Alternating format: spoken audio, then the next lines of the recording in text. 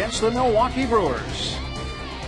Hi again, everybody. Along with Bob Walk, I'm Tim Neverett. So happy you've joined us here on Pirates Baseball. The Pirates taking game one last night, 9-5, and with that win are now 2 games over 500 here at PNC Park.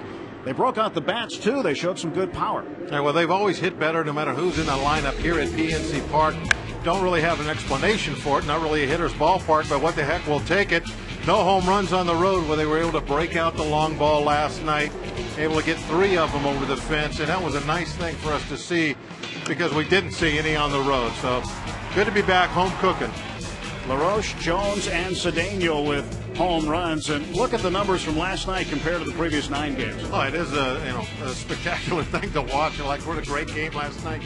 Look at the batting average, 400. That's something that's just unexplainable. But we do play most of our games here at home the last month and a half of the season.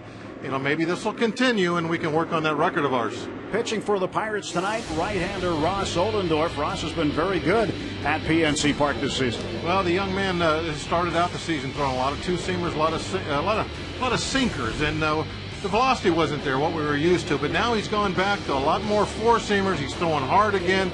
We're seeing 93, 95, and not surprisingly, look at the numbers. ERA under 1. So Ross Oldendorf, who is set to go against the Cubs on Sunday, the rainout forces him to pitch here tonight. His opponent, left-hander Manny Parra. Parra's been very good over his last 5 starts, going 4-0. Yeah, but if you look at his walks and how many hits he's given up this year, you add them together, it's over 200. That's 200 base runners in 107 innings. No wonder his ERA is 6.5. Pirates looking for 2 in a row, and they'd like to get a win for Roberto Clemente, who would have been 75 today.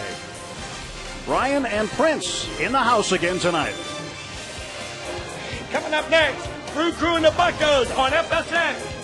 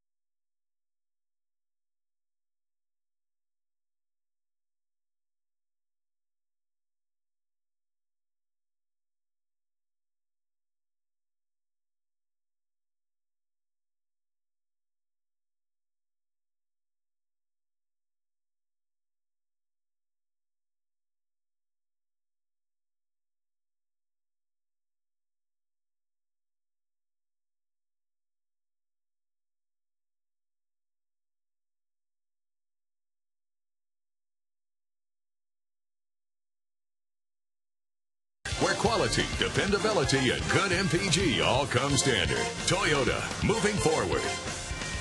And by Geico. 15 minutes could save you 15% or more on car insurance. Visit us at geico.com or call 1-800-947-AUTO. Welcome back to PNC Park with Bob Walk, Tim Neverett. And a little while ago, the Parrot vandalizing the back of the mound there, Bob. Yep. He's just autographed is all. He's autographed from the mound. He was caught and his artwork erased. And rightly so. Let's take a look at Ken Macho's lineup against Ross Oldendorf from the Bucs. Brought to you by Southwest Airlines. Felipe Lopez will lead off. Craig Counsell over at shortstop tonight. Brian Braun in the 3rd spot. Prince Fielder hitting cleanup. Casey McGee, the rookie, on at 3rd base. Mike Cameron, a 9-game hitting streak. Hit 2 home runs during that stretch. Frank Catalanato is in right field. Mike Rivera behind the plate, and the left-hander Manny Parra batting ninth and doing the pitching. Defensively for the Pirates, Lastings, Millage, Andrew McCutchen, Garrett Jones. That's the outfield. LaRoche, Cedeno, Young, and Pierce on the infield, and behind the plate, Ryan Dolman.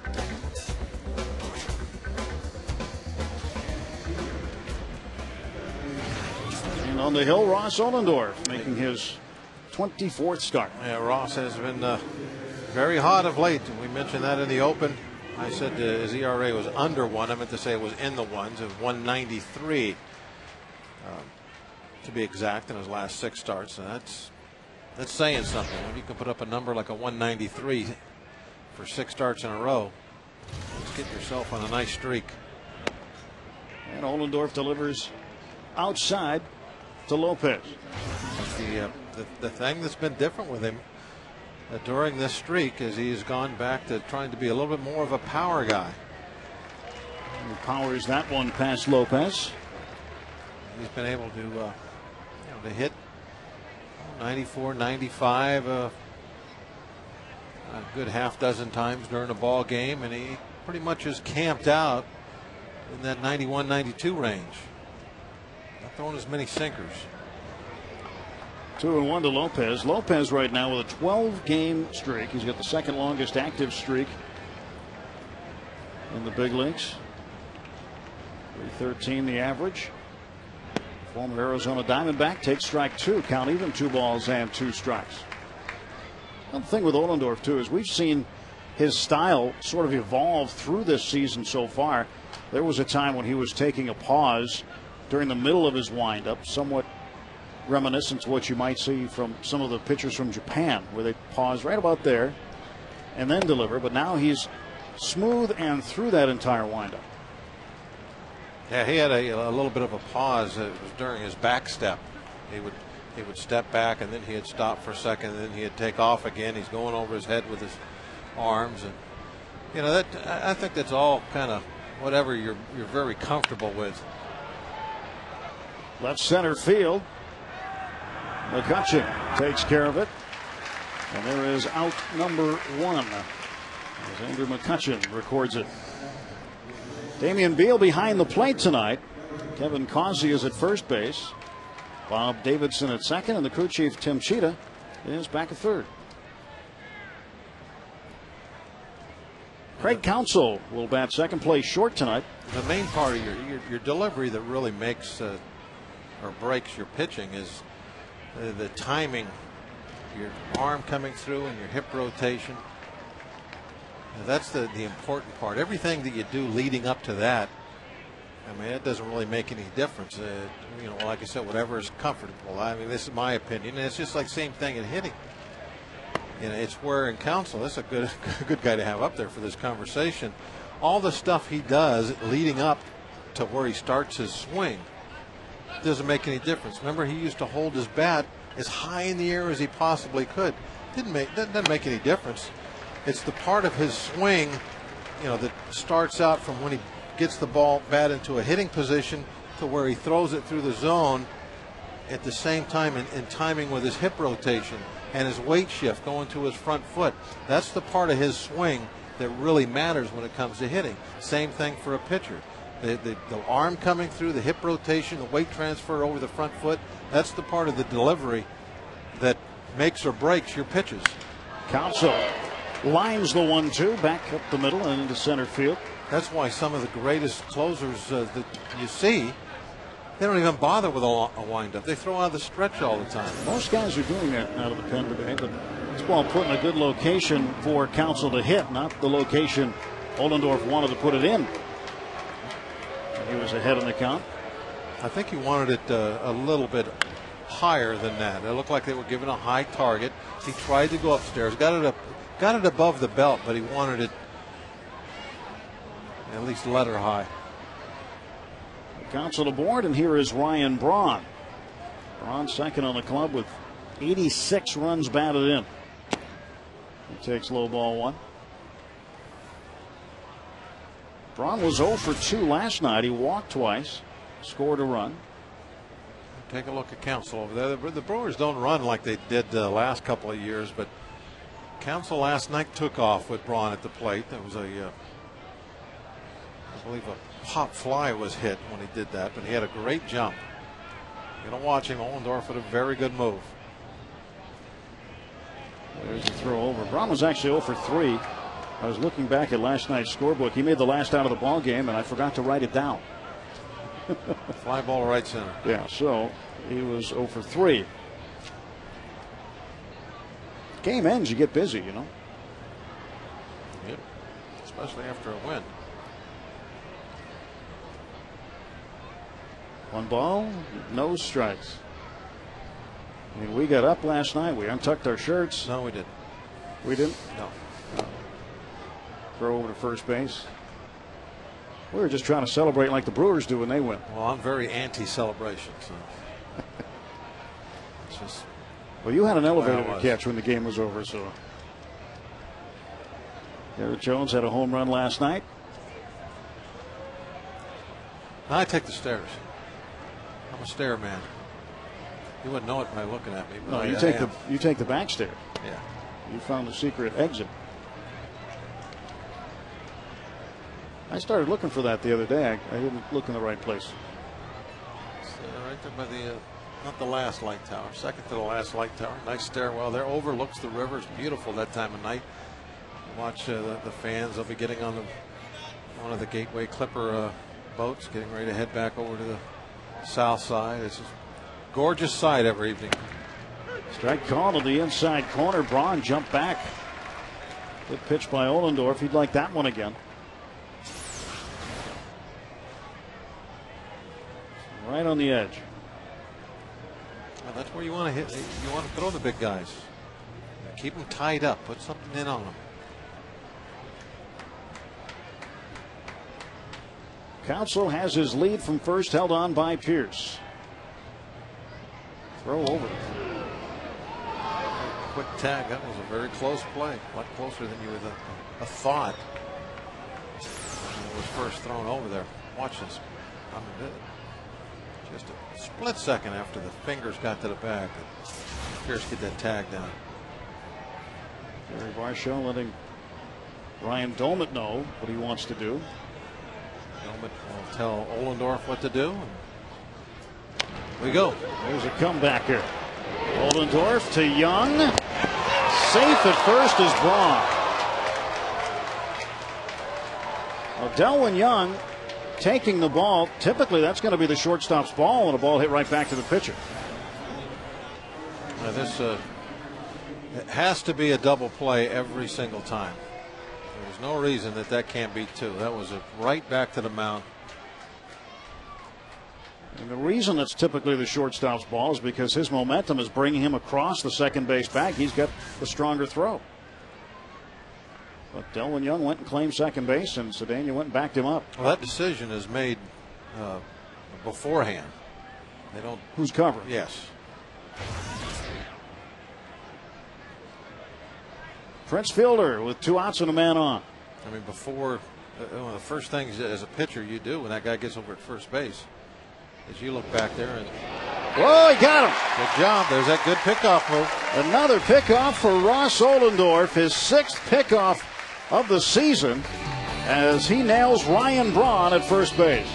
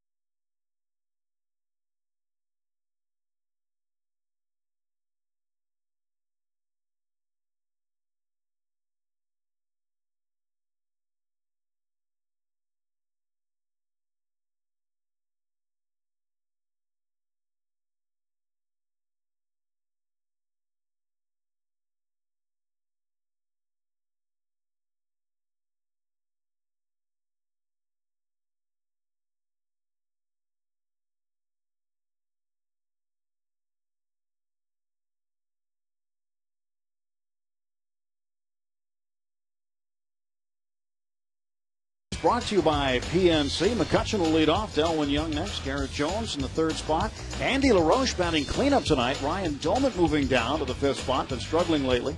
Lastings Millage, then Steve Pearce, and Ronnie Cedeno. 7 games at PNC Park. 3 home runs, had another last night. Ross Ohlendorf pitching and batting 9. Defensively for the Brew Crew, in the outfield, Braun, Cameron, and Catalanato. In the infield, McGee, Counsell, Lopez, and Fielder. And behind the plate tonight, Mike Rivera catching Manny Park. First pitch to Andrew McCutcheon, taken for strike 1. So Ross Ohlendorf picks off another base runner. One of the best pickoff men in baseball right now. He's 2nd in the National League behind Doug Davis of Arizona. And one of the things that makes him so good is more than just the quickness. He's always very accurate with his throws over there. Gives whoever's playing first base, in this case it was Pearce, a good throw to work with as far as getting a quick tag down. And it's even more important when you have a right-handed first baseman that the throw is right on the money, because it takes them a little bit longer to make the tag anyway. 1-2, did he go? Yes, he did, says Kevin Causey, and McCutcheon is rung up, and he's not very excited about it. Out number 1. And when you get a strike left, you can kind of let it roll off your back if you get a call that you don't agree with. But, boy, for a strike 3 call, that wasn't much of a swing. Ooh. It's hard to see from our side swing camera angle. It's probably more difficult to see from where Causey is standing back at first.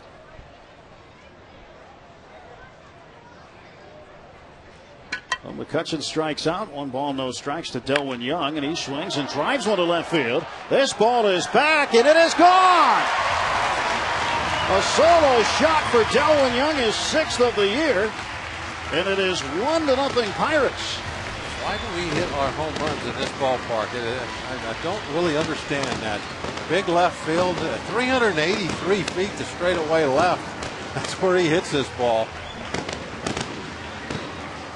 Well, Delwyn Young has hit in 11 straight games against National League Central teams, and he hit this one loud and long.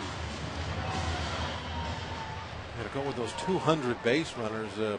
Parr also has given up 13 home runs now.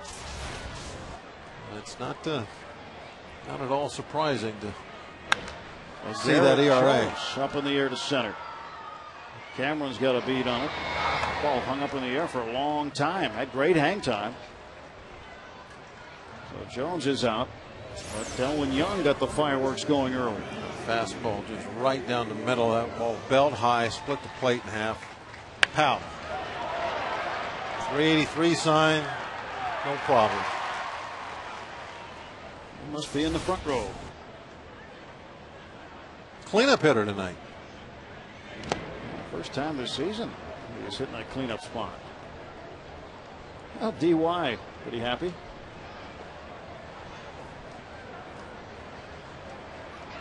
Young had 3 hits last night. Starts his night off very well here tonight. 1-1. LaRoche had a home run in the ball game last night. Also, he was hitting a little bit farther down in the order. 6th spot. Got it in the 2nd inning.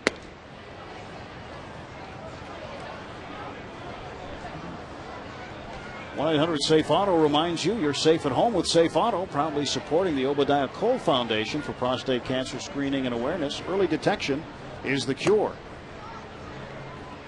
Home runs can be a cure also for what ails you in terms of run scoring drops like the Pirates experienced on the last road trip.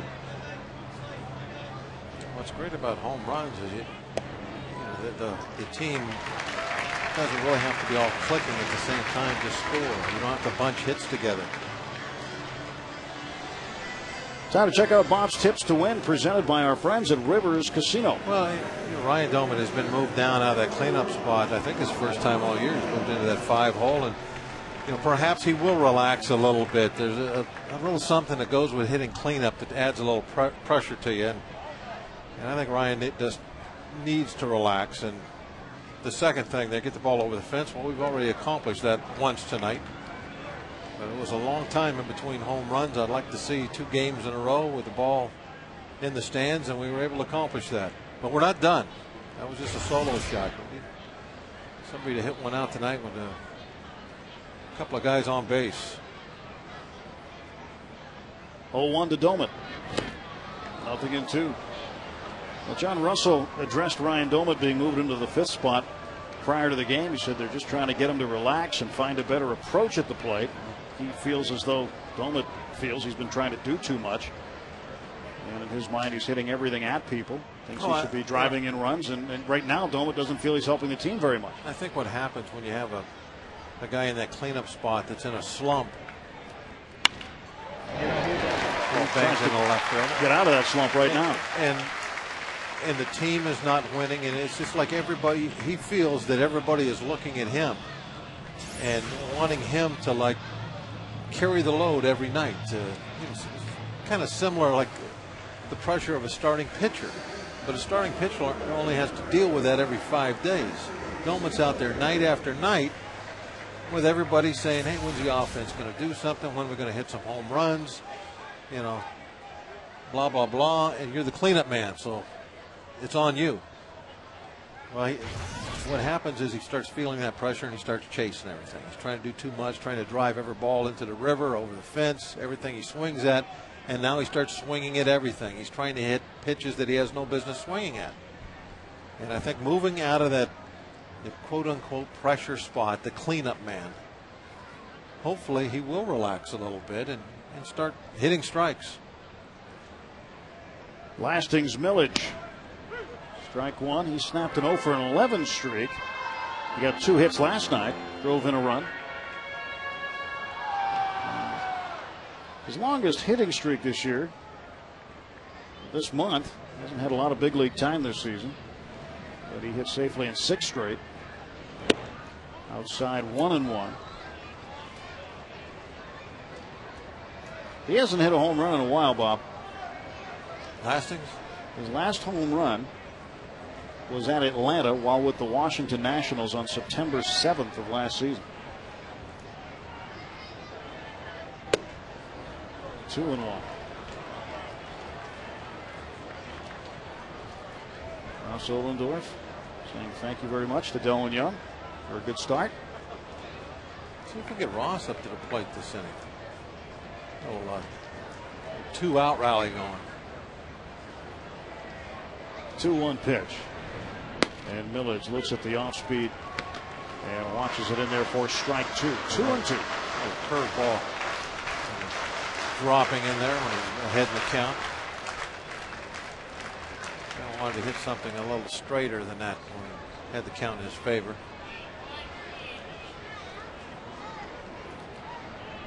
Millage chops this 2-2 foul. McGee will backhand it.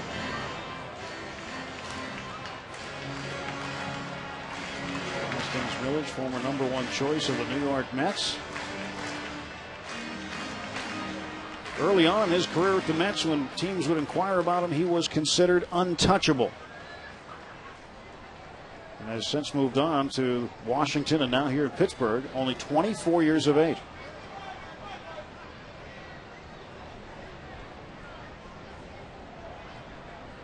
And Parra will look back at second, and that is a balk. Yeah, you can't step to first and not throw. And I think we're going to see him step to first.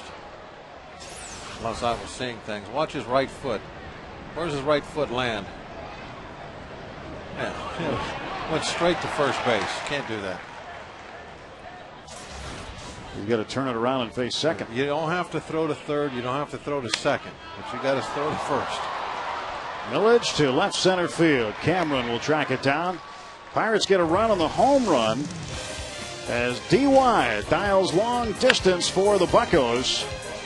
Hits it into the first row.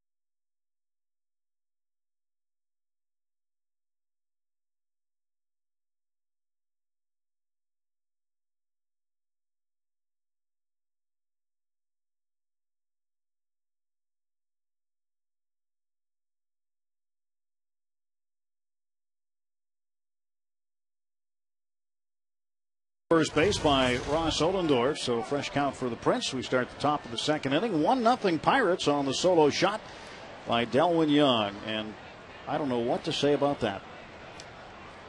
You can't even hang your hat on it. I don't know either.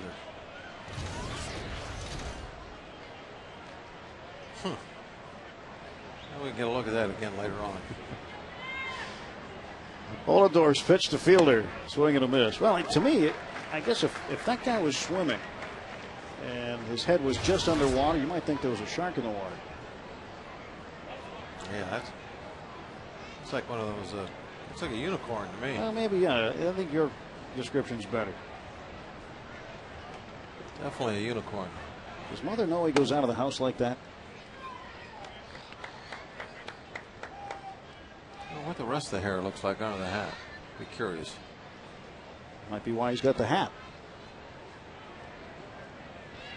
Why wear a hat if you've got that thing? 1-1 to fielder. And this one is rocketed way back and gone. 1-1 as Prince Fielder hits his second home run of the series, his 32nd of the season, and leads baseball with 108 runs batted in. Hadn't hit a home run against us this year until got here in this series. We had been able to keep him under control, but he hit a liner out of here last night and now finds the center field bleachers with that fastball inside half. Pretty close to the same location as the ball that Young hit, except this one maybe was not right down the middle. It was in just a little, but not by much. Milwaukee fans can't catch. Not nearly as well as the Pirate fans. 10-game hitting streak now for Fielder, as he drives in another run with his 32nd home run. He has been on fire lately. He's passed Albert Pujols in RBIs, and he's still trying to catch him in home runs. A lot of baseball yet. It's the middle of August. He could definitely lead the league. Right now, you wouldn't consider him a Triple Crown candidate because his batting average isn't in the top 10. He hit 50-something, I think, 2 years ago. He can get that home run total up there rather high. This one fouled away by McGee. Well, Pujols is third in batting average. He's tops in home runs with 39. Mark Reynolds of Arizona hit another one last night. He's just one behind Pujols. And Pujols second in RBIs, now 3 behind Prince Fielder.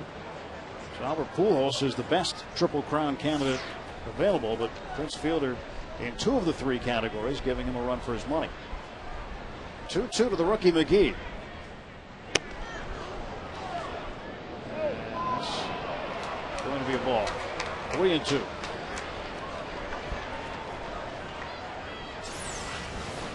Let's see what he did.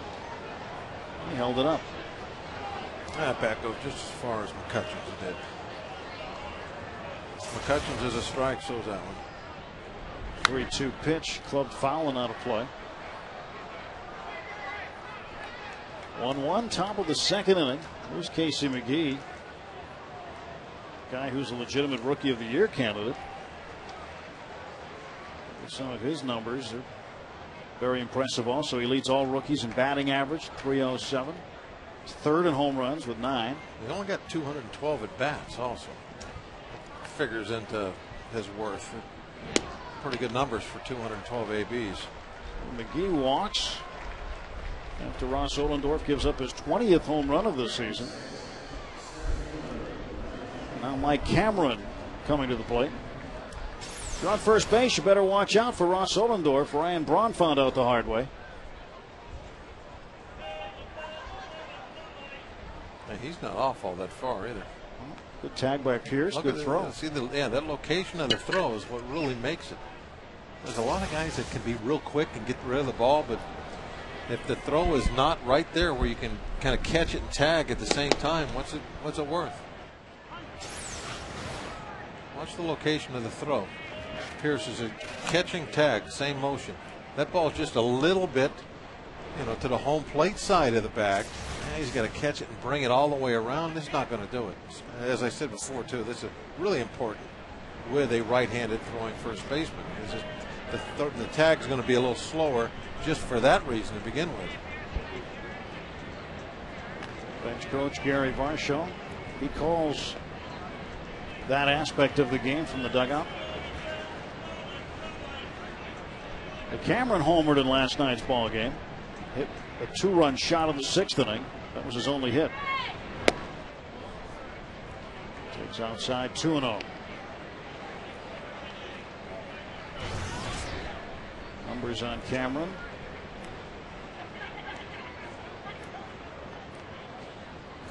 Played in 111 games for the Brewers. This is the 118th game for the Pirates, by the way.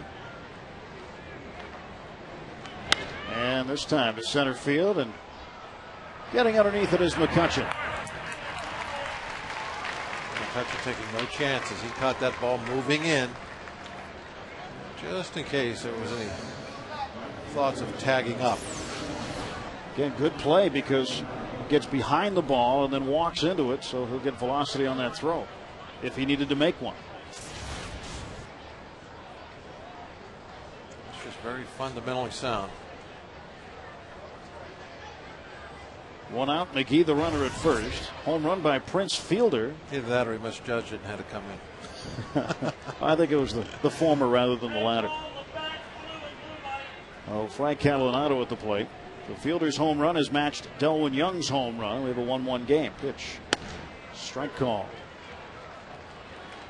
Very pleasant 78 degrees here tonight. Nice night at the park. Got a big weekend coming up. Cincinnati is in. It's the 1979 30th anniversary celebration.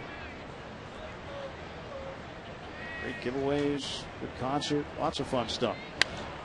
Popped them up. Foul ground for Pierce. 2 down. Well, you can celebrate the 30th anniversary of 1979 with us. There's a special ticket offer available during the weekend series against the Reds. For only $19.79, you'll get a field box ticket and a commemorative T-shirt. So don't miss great promotions like 1979 Pillbox caps Friday, post-game concert with KC and the Sunshine Band Saturday, and a kids replica 1979 batting helmet Sunday. Tickets available at pirates.com/family. It's the We Are Family offer. It's be a great weekend. A lot of the players from the 79 team will be here. They got a whole host of them. And a great job by the Pirate staff to do that. The majority of that ball club will be here this weekend. Pitch outside and low to Mike Rivera. Maybe I'll have some visitors. Get a couple of those guys to come spend some time with us. That'd be great. Pirates will be wearing some 1979 throwbacks too, and not just one. They've got a couple of different ones that they'll roll out there this weekend. Well, that makes sense. At that point, they wear a different uniform every day of the week back then. All kinds of different combinations you could wear. You never know. Show up, look in your locker, don't know what might be hanging there.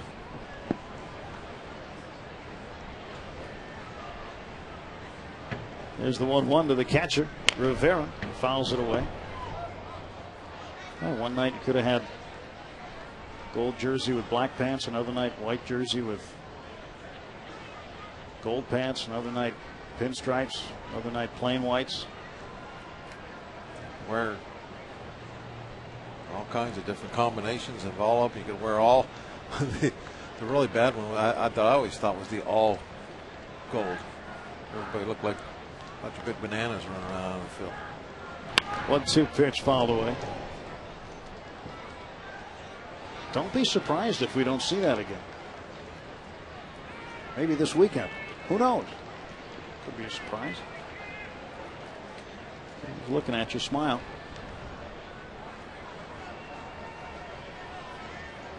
Two outs. The runner at first is Casey McGee. And a 1-ball, 2-strike count to Mike Rivera. Pitch on the way from Ollendorf. Inside 2-2. Well, there's a team in a different sport that does the uniform combinations now. In college football, University of Oregon, they've got hundreds of different combinations. They actually have 4 different colored helmets that they can mix and match. They've never worn the same combination more than once. Kind of taking a page out of the 79 Pirates book. 2-2, runner goes. Pitch swung on, fouled back. Not that I'm like anti-79 Pirate or anything like that, but I like a road uniform and a home uniform, and I don't know. It's just the way I always thought it should be. I've never liked all the different options, but I understand why they're there.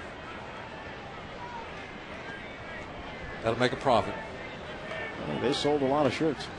A lot of hats too. Gotta have one of each color. And 1977, first year they put names on the back of the jerseys. 78, 79, those Pirate uniforms opened up some eyes. There's a throw over there again, and McGee back. I always thought that the 2 different colored uniforms, to me, you know, I don't mean any disrespect to softball players, but growing up, I always thought that they looked like softball uniforms, like what the Brewers are wearing tonight. Looks like a softball uniform. You think theirs looks like a softball uniform? Yeah. I do not care for two-tone uniforms. Rivera popped up on the infield. Taking control, Cedeno. That'll do it. Run comes in on Prince Fielder's 32nd home run of the season.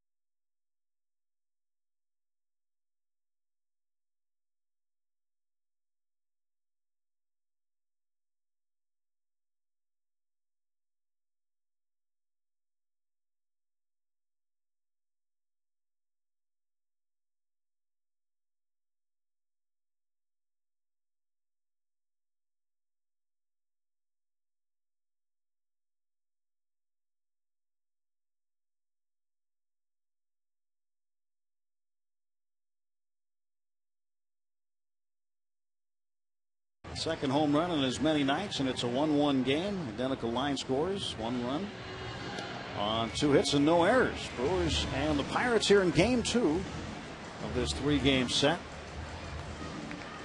It'll be nice to be out there tonight, I'll tell you that. It's 78 degrees. Pretty cool out there in the Allegheny. The River Rescue. Looks more like a river tour tonight with the cameras on the back. It does look like a beautiful night to be riding on the river. Steve Pearce takes ball 1.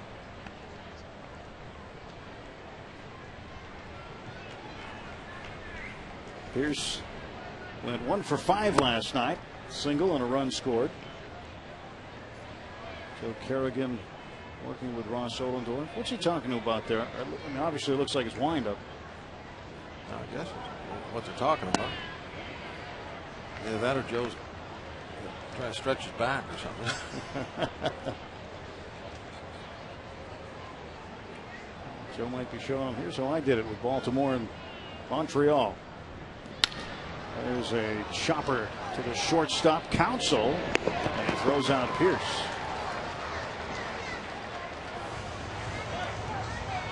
Compare and contrast Ross Ohlendorf and his style in terms of his windup.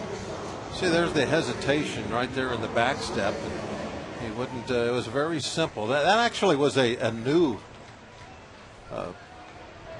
windup that they came up with there at the beginning of the year. And tonight you can see how he's going back to the larger windup where he's going up over his head. Cedeno fouls this one away. I beg your pardon. Yeah, Cedeno. There's Ohlendorf on deck.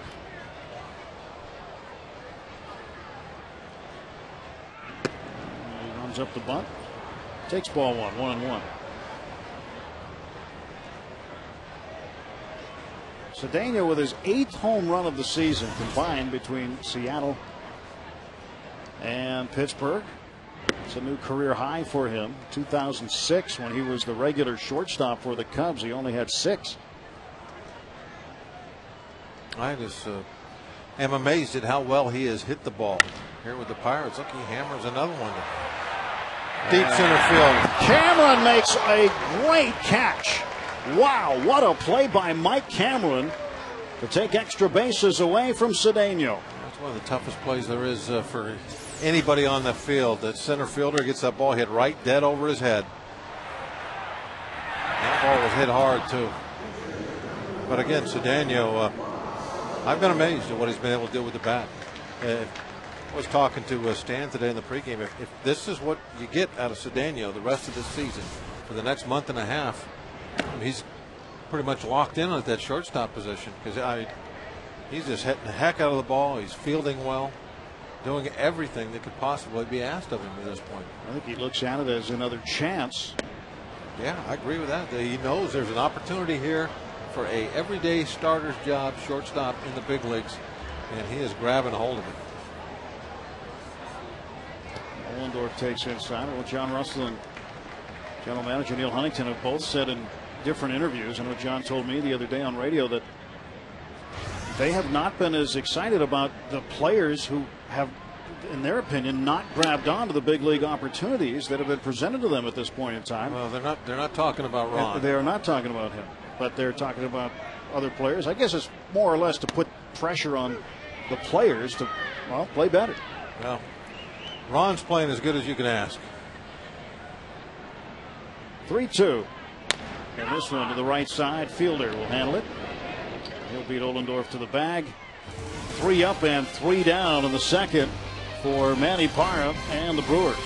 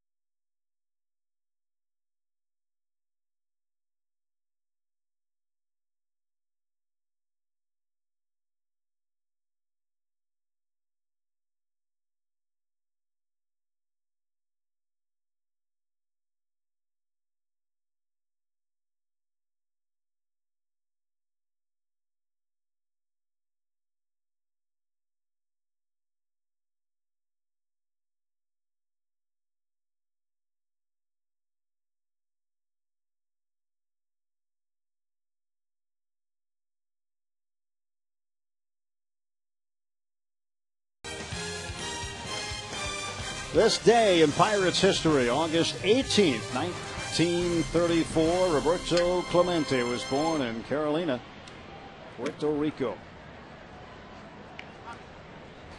Roberto Clemente was the consummate right fielder. And there are a lot of things named after Roberto Clemente. Certainly was a great ambassador, not only for baseball, but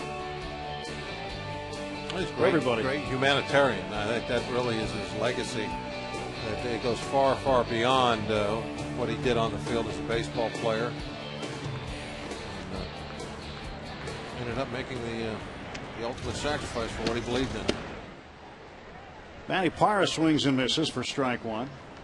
Our own Steve Blass had the privilege of being a teammate of Clemente. And today would have been his 75th birthday.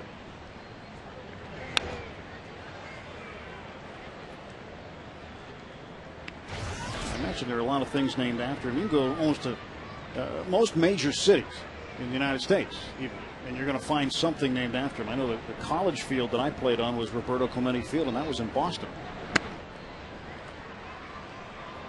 Yeah, he touched a lot of people.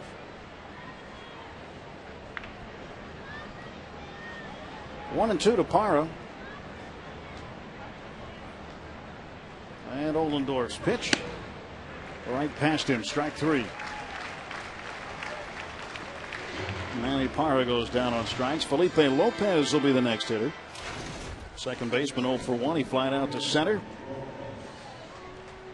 Ohlendorf gets his first strikeout of the ball game tonight. Strikeout number 74 on the year. Due to the schedule and the way it has affected Ross, he hasn't pitched in a week. Pitched last Tuesday night at Colorado, and he got the win. It was his first road win since the 18th of May at Washington. And so with a week's rest, basically, due to the rain out Sunday, it'll push Paul Maholm back till tomorrow. And Maholm will face Giovanni Gallardo in the series finale tomorrow night. Today normally would have been Maholm's day to pitch. This time of year, getting an extra day off, I'm sure is not going to bother anybody. And down the road, this might be a regular thing. And I don't mean down the long road, I mean down the short road.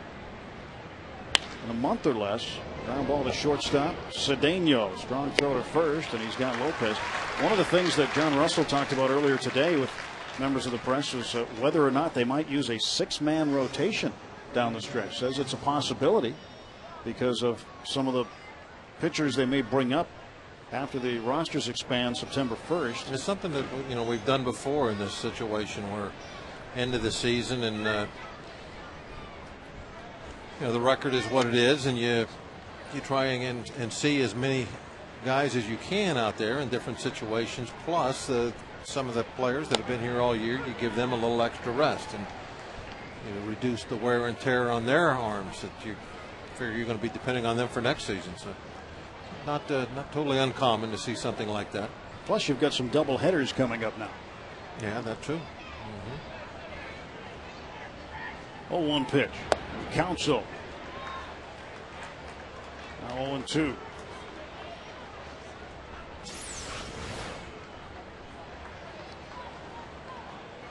Checked his swing.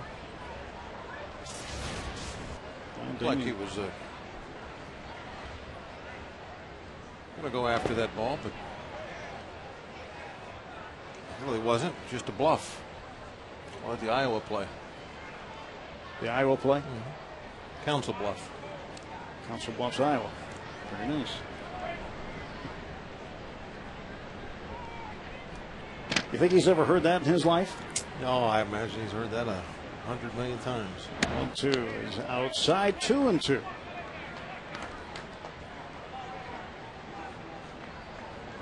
Craig Counsell, second tour of duty with Milwaukee. He's been with Arizona as well. Longtime veteran. He's been in a lot of winning situations. Ross just trying to wipe down. His arm's getting a little sweaty tonight. Yeah, he definitely has that problem out there. And Sometimes it looks like he's taking a bath with that rosin bag. 2 outs, nobody on. Here's the 2-2. And this one is center. Here comes McCutchen. 3 up and 3 down. In the top of the third for Milwaukee. Still a 1-1 game.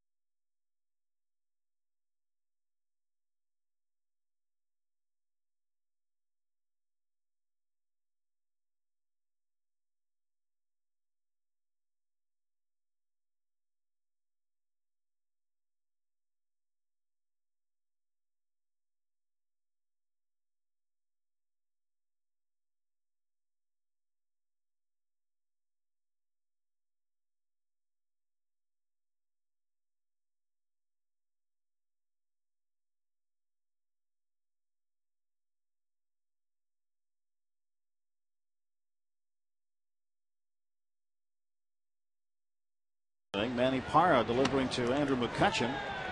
Top of the order starts things off. That one was up, and away. Ball 1. Safe to say. Circle change, miss it. I'd like to see McCutchen get on with nobody in front of him here. Watch him run a little bit. It's always my favorite part of the game. Get him on base. I like to watch anytime he's involved. I'm hitting, running the bases. I love to watch him on defense. Play he made last night in center field on that low line drive hit by Iribarren was absolutely tremendous. There's a strike, 3-1.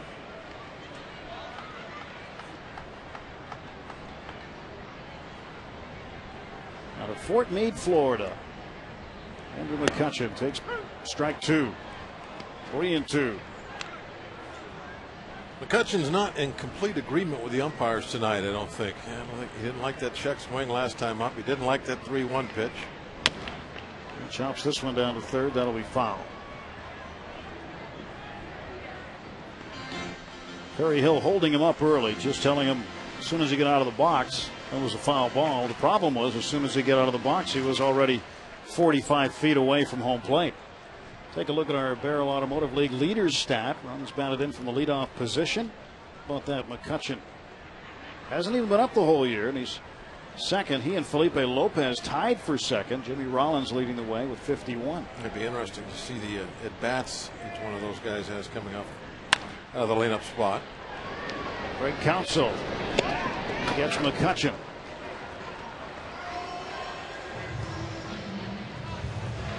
Counsell playing short. Last week, J.J. Hardy, the regular shortstop, optioned to AAA Nashville. Management with the Brewers just had seen enough, and they felt that he wasn't progressing enough and getting better, and they sent him down because they wanted to see young Alcides Escobar.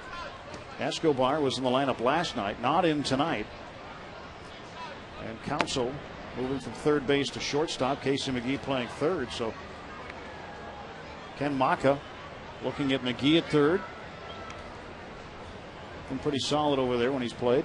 Not too long ago, it looked like Hardy was going to be one of those middle infielders that could provide you some power, maybe a 20 home run type guy, play good defense. I'm sure that there were all kinds of GMs for almost every organization that would have loved to have had Hardy as their future shortstop. But he, as you said, has gone backwards. And also Bill Hall, who had been a staple with the Brewers, had a big contract. He was a big ticket guy, and the Brewers are going to have to eat more than $10 million on his contract by cutting him. Vespasio now the interim pitching coach after Bill Castro was fired after less than a year on the job. The way I always look at that eating the contract stuff is it doesn't matter if they were going to cut him or not. They still had to pay the same amount of money. So whether he's sitting on his couch at home or sitting on the bench, they're still writing the same check. So they made I think the right decision. If he's not going to play and be a part of the team, then might as well have somebody else over on the bench. Young takes ball 4, 1-out walk issued. In reality, all it really cost you is the minimum salary you're paying some young guy to take his spot.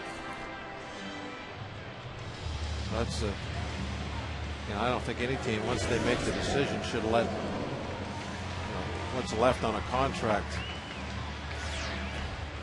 interfere with their decision on which way to go, because they made the call to spend that money when they signed the contract. Everything is guaranteed. Garrett Jones at the plate.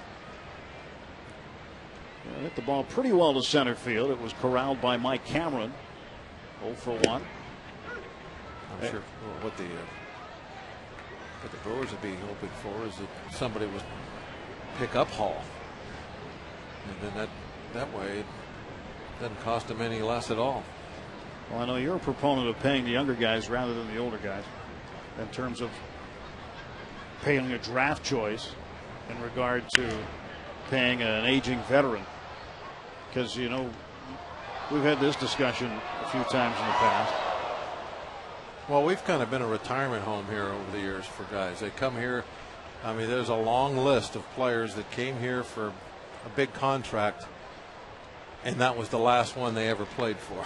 And especially since we've been here in this ballpark, and I'm glad to see we're getting away from that.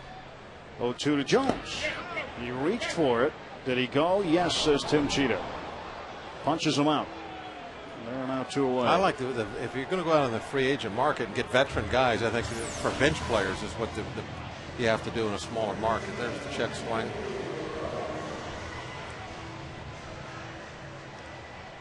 But there's no way the Pittsburgh Pirates or another handful of small market teams can ever compete for premier type free agents.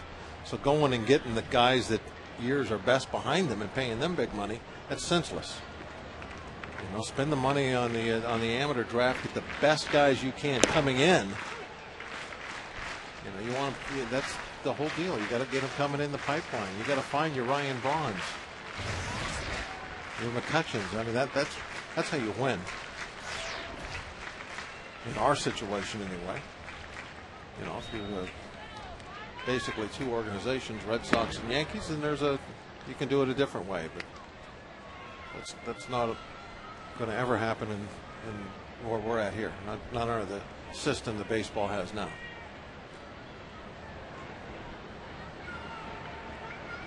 One and 1 to Andy LaRoche. Delvin Young at first, and Parra set. And LaRoche swings through it 1 and 2. Well, yeah, there's the one division, and then there's everybody else. You've got your Bostons, your New Yorks, your Chicagos, your LAs. We had this discussion quite a bit on when we were in Denver and Colorado. Colorado for years tried to play it the other way. Spent big money on all kinds of pitchers that came there, and it was a disaster. And now they're growing their own.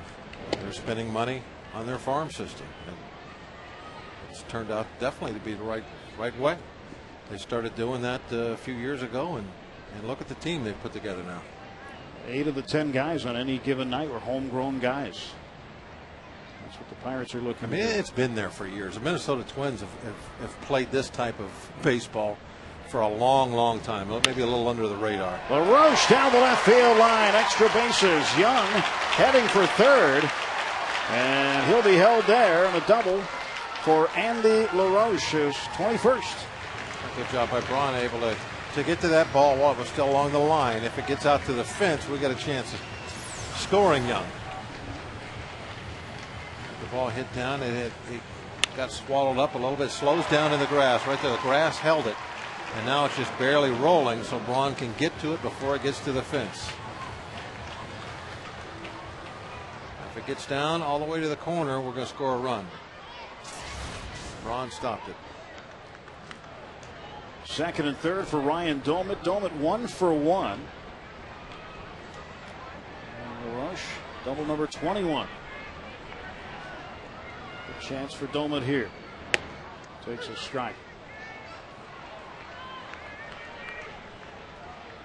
Ducks on the pond.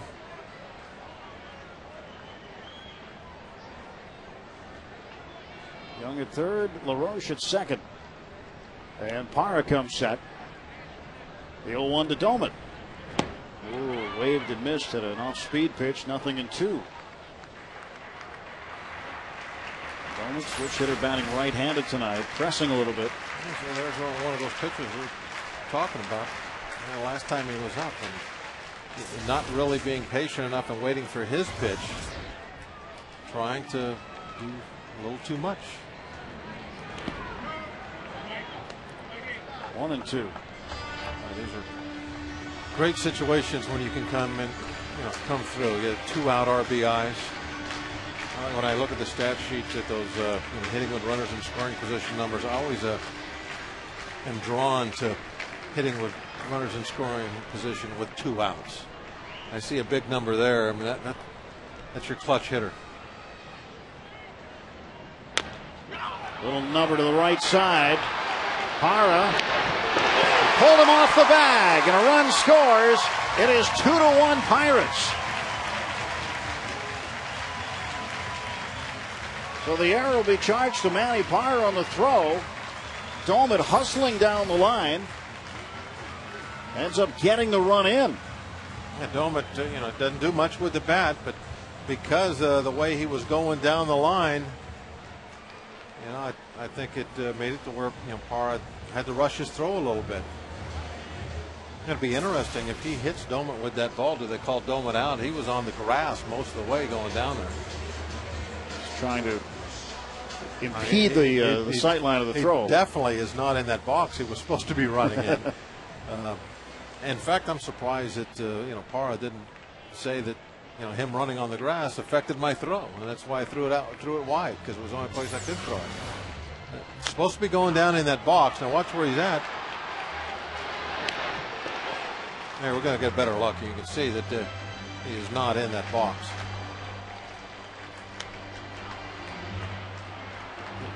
He's got 1 foot on, 1 foot off for most of the way. He was going down the grass. But you still have an arm's length either way. And he was still in the baseline, but he was just trying to gain an advantage any way he could to perhaps impede the sight line. No, he doesn't get an arm's length in fair territory. If that ball hits him, he's out. They won't give it. He's got to be in that box. Well, if the ball hits him, he's out. Yes. If he's right. He's got to be in that box. First and third with 2 down. LaRoche at third, and there is Ryan Doumit at first base. It is a 2-1 lead now for the Pirates. Owen Young has scored both runs. One on a solo home run in the first inning, and a walk by Parra comes back to bite him.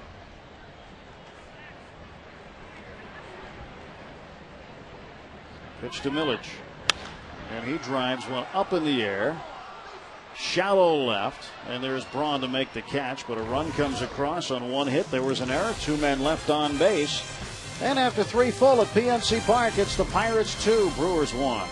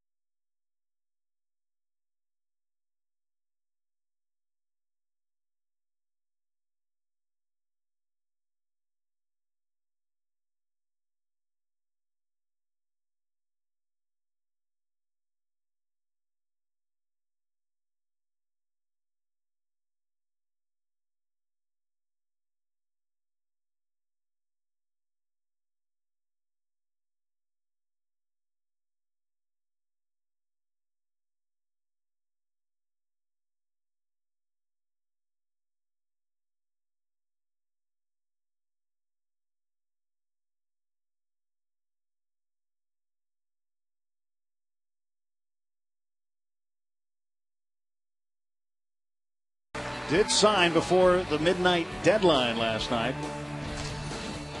Huge contract, $15 million over 4 years. That leads us to our Aflac trivia question tonight. Who was the Pirates' first ever draft selection? Pirates' first ever draft selection. 2-1 Bucks, top of the fourth. With Bob Walk, Tim Never. I'm going to have to look over there at the answer. I looked because I was curious. Think about which year I still wouldn't was the first draft. That's a tough one. I wouldn't have. Ooh, that's a tough one. If you get this one at home, I'm impressed. Ollendorf facing Ryan Braun, and Braun tries to bunt his way on. That'll be foul. Okay, you have to guess at home. You can't be looking it up. I got to make that right. If you guess the answer to this, you are a true, not pirate fan, pirate aficionado. I mean, you know everything. Yeah, no looking it up. I cheated. I looked it up. Well, good to see Strasburg sign, because a lot of conversation leading up to last night's deadline is what was he thinking?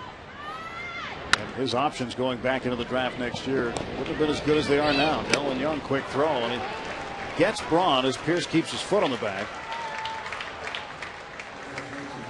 And again, you got a youngster out of college with one of the best arms that people have seen in quite a long time. Consistently 102-mile-an-hour fastball.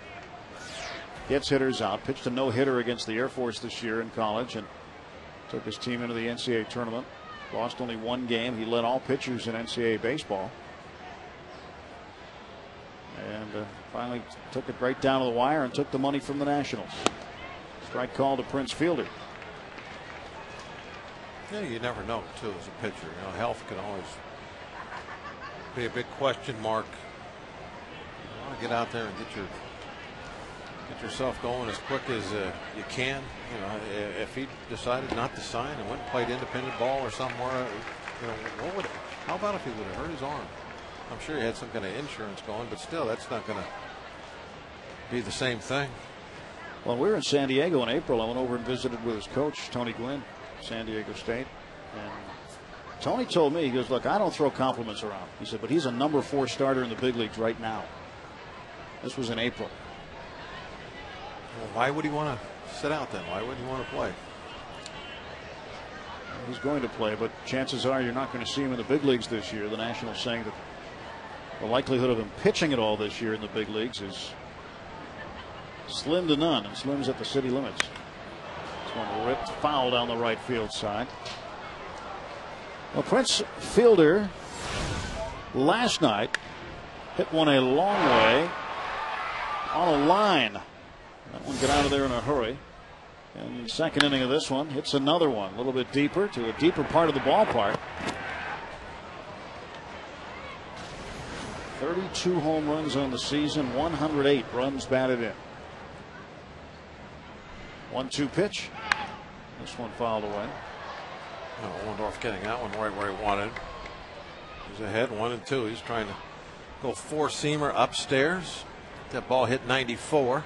That's that velocity that we were talking about earlier that has come back for Ollendorf. Didn't see it earlier in the year, but it's there now. Last year, when after the trade, he was showing that power fastball. Now we're seeing it and better control along with it. 1-2 to Fielder. Ross Ollendorf, 27-year-old out of Austin, Texas. Looking down the barrel at the Prince. Here's the pitch. And fouled away. Well, we talked about Strasburg waiting. Guys who wait to the deadline, Bob, often cost themselves a lot of time in starting their professional career. The Pirates, first-round draft pick, 4th overall, Tony Sanchez out of Boston College. Well, he didn't wait. He said, give me the pen. I want to play baseball.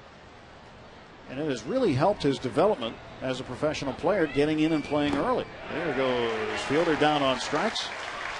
And Tony Sanchez, as a result, he's already moved up a level and he was named the Sally League Player of the Week. 4 games, he was 10 out of 16, 4 doubles, 2 bombs, and 10 runs batted in. Playing for the West Virginia Power. And he has done extremely well since signing, going to Bradenton. He went to State College, now in West Virginia, and people expect this young man to move up the ladder quickly. Largely because he got to start his professional career almost immediately after his collegiate career ended. You know, traveling around, we have an opportunity to talk to a lot of different scouts, baseball people, media rooms all around different stadiums, different press boxes. And, you know, everybody has their different opinions on individual players here and there. And, you know, but to a man, all of them, regardless of whether they like this guy, that guy, or whoever, they say that the Pirates have accumulated a huge amount of young talent in their minor league system now after all the drafts and trades, all the signings. Pierce makes the grab, and that is 9 in a row set down by Ross Ollendorf.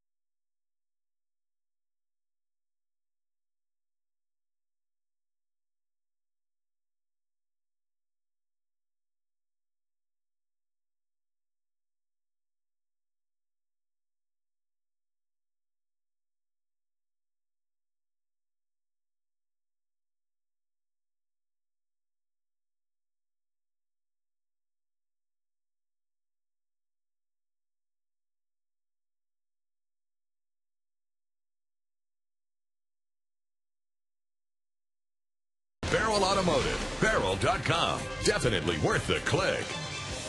And by Aflac, we've got you under our wing. Welcome back to PNC Park with Bob Walk, Tim Neverett on a Tuesday night. 2-1 Pirates, bottom of the 4th inning. Steve Pierce, and excuse me, down to third baseman McGee. He throws him out. 1 down for the Bucks. Where's the duck? Get the duck out here. All right. Get your duck Find out call. the answer. Time for our Aflac trivia question. The question was, who was the Pirates' first ever draft selection? Who was it? Wasn't Steve Blass? No. In 1965, it was Doug Dickerson, the 10th pick overall. That was the first time they had a draft selection. And if you got that, as Bob mentioned, well, that would have been a tough one. We tipped our cap to you. Yep. Good job. You got that one. Without the internet.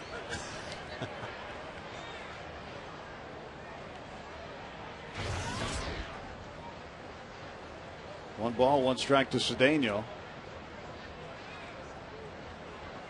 Here is the 1-1 pitch. And in that draft in 1965, it was the 12th round selection that might open your eyes. 2-1 pitch. Inside, 3-1. They selected a young man named Nolan Ryan. You know, Cedeno again to center field pretty well, but Cameron's there again. Shows you how times have changed. I'm sure the Mets But we're kind of in the same situation back then that the Nationals were in. Here's a guy that throwing well over 100 miles an hour. They didn't have to pay him $15 million, I'll bet you. Well, that'd be interesting to see what Nolan got for a bonus. Plane ticket. He's still working, so what does that tell you? It paid off for him. Well, that's an example of what you said. Sign, get going, start your career. He was on his way to 7 no-hitters. Now he is running the show at the Rangers. Ross Ohlendorf, a fellow Texan. It's a cut and misses. 1 ball and 2 strikes.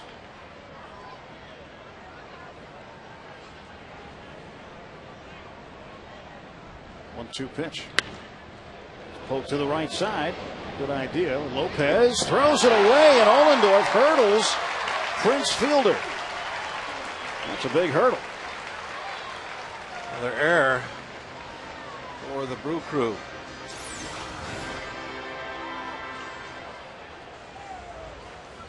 Ohlendorf now aboard with 2 outs. And Ross touched the base, but Fielder went over afterward as though he missed it and tagged him. First base umpire Kevin Causey just looked Prince in the eye and made the safe sign. Every now and then on an overthrow like that, you'll get a runner who will just flinch towards second base, which is interpreted by the umpire as a move towards second. Ohlendorf hurdled him. Doesn't exactly remind you of Ronaldo Nehemiah. Yeah, tagging him is kind of like asking for an appeal on a check swing. Sometimes you'll get it. It doesn't hurt. 1-0. McCutchen looking for a hit. He had one last night. It was a double. 1 for 5.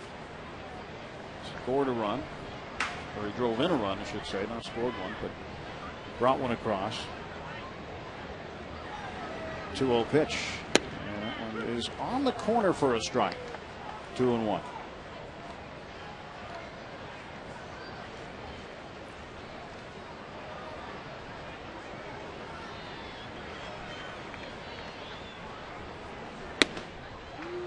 Three and 1. Make that error hurt. In a way, I mean, if they get him out, it turns out for the best for them. The error means McCutchen doesn't get the lead off next inning, and you always want him out there as the first hitter of the inning. But maybe ahead in the count, he can get one for extra bases. The count full, and Ohlendorf now will take off with the pitch. Advantage for Ohlendorf. Now we need to hit a gap shot. So Parra ready. Now the payoff to McCutchen. That one is through for a base hit. And Andrew McCutchen is 1 for 3. First and second with 2 down. Delwyn Young coming up. Young, not a bad guy to set up there with a couple of guys on base. He's been a very good RBI man. Fastball right down the middle. Rifled in left field.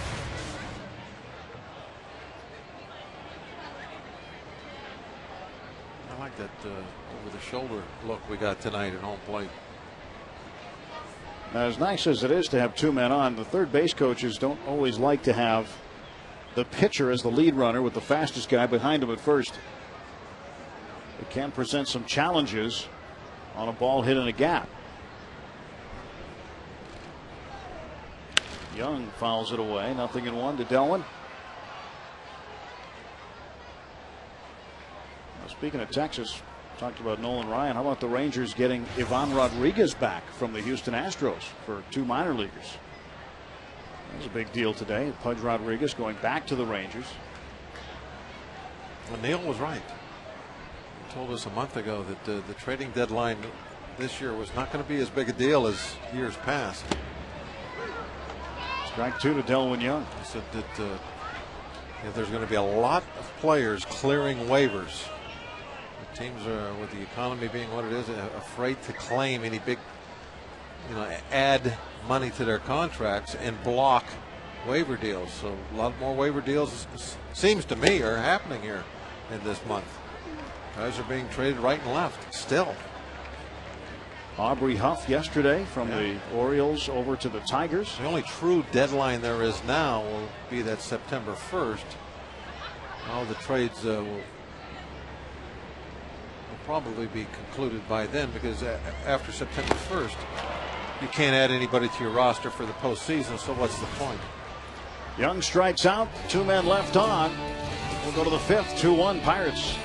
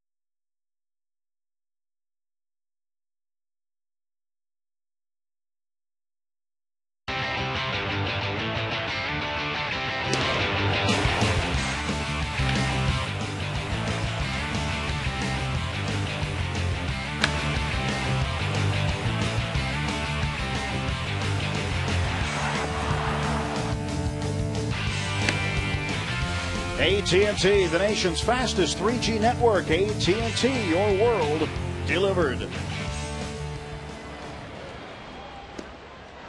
That young man was a guest of Andy LaRoche's today down in the field.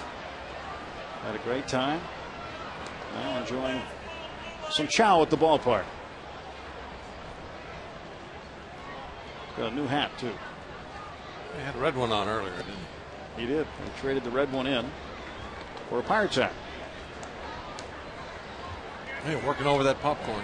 That's young Aiden Ace. That popcorn does not stand a chance. 2-1 Bucks. Top of the 5th. Mike Cameron to lead off.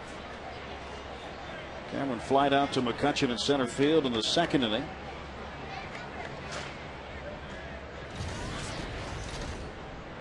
Ross Ollendorf starts the 5th inning of work. And Cameron pops it up right side. That'll drift over the first base dugout and out of play. Milwaukee just 2 base hits so far. Boley is still on his game. The hits belonging to Craig Counsell. He had a single in the 1st inning and then a solo home run to lead off the 2nd by Prince Fielder. Ollendorf picked off Ryan Braun when Braun replaced Counsell at first in a fielder's choice. There's a gap shot and over to get it, Garrett Jones. Nice play by the Pirates right fielder. It looked like Garrett was sliding a little bit deep, thinking that he was going to go behind McCutchen. But the ball, look at the movement, it's going away from McCutchen, so Jonesy had to be the guy to make the play. He's smooth out there.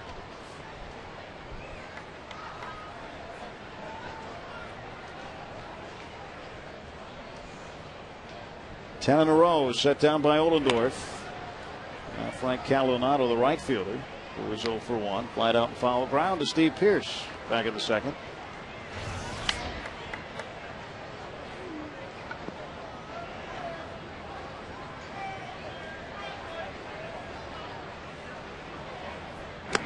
Catalanotto looks at that one.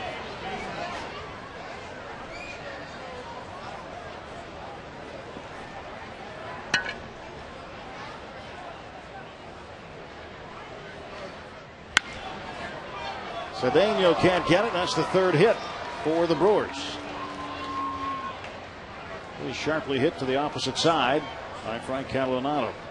That ball was definitely stung pretty hard. Catalanotto had 2 hits in last night's game. He's now 3 for 6 in the series.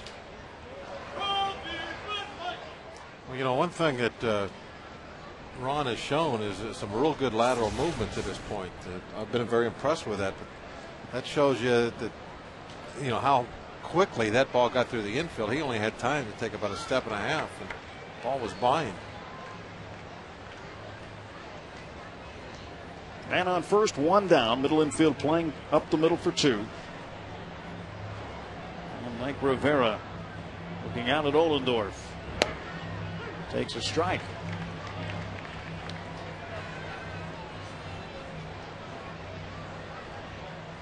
Rivera catching for Jason Kendall tonight. Only time you'll see Kendall tonight will either be in a pinch hitting role later, but unlikely since he's the other catcher. He'll come out to warm up the pitcher. 0-1. And this one roped to left field. Right in front of Millage. Back-to-back base hits after retiring 10 in a row.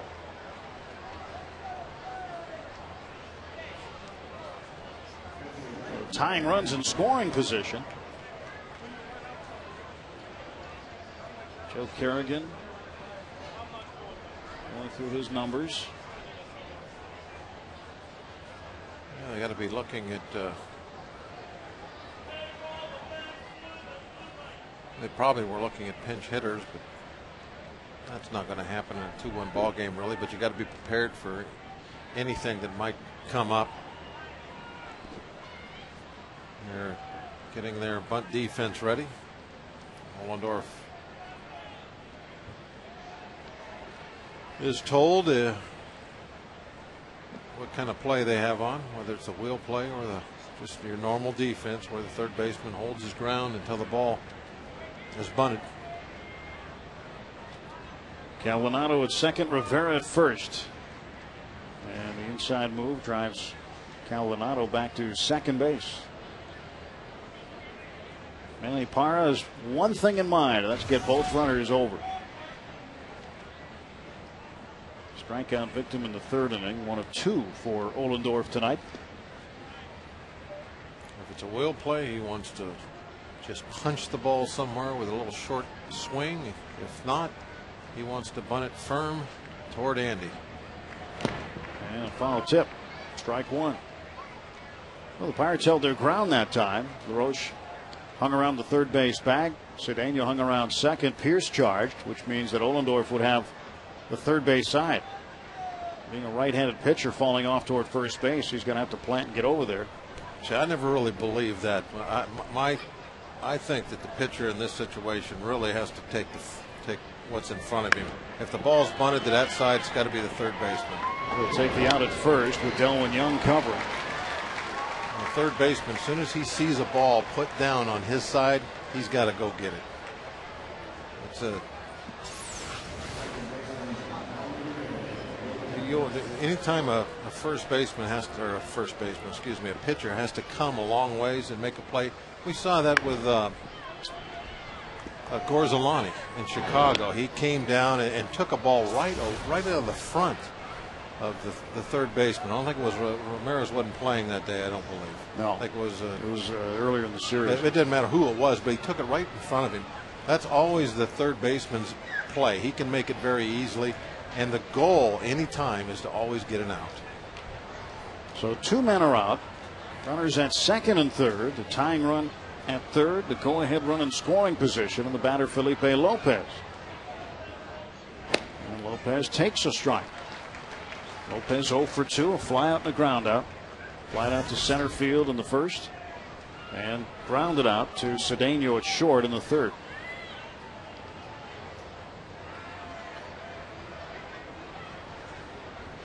comes the 0-1. And now it's 0-2.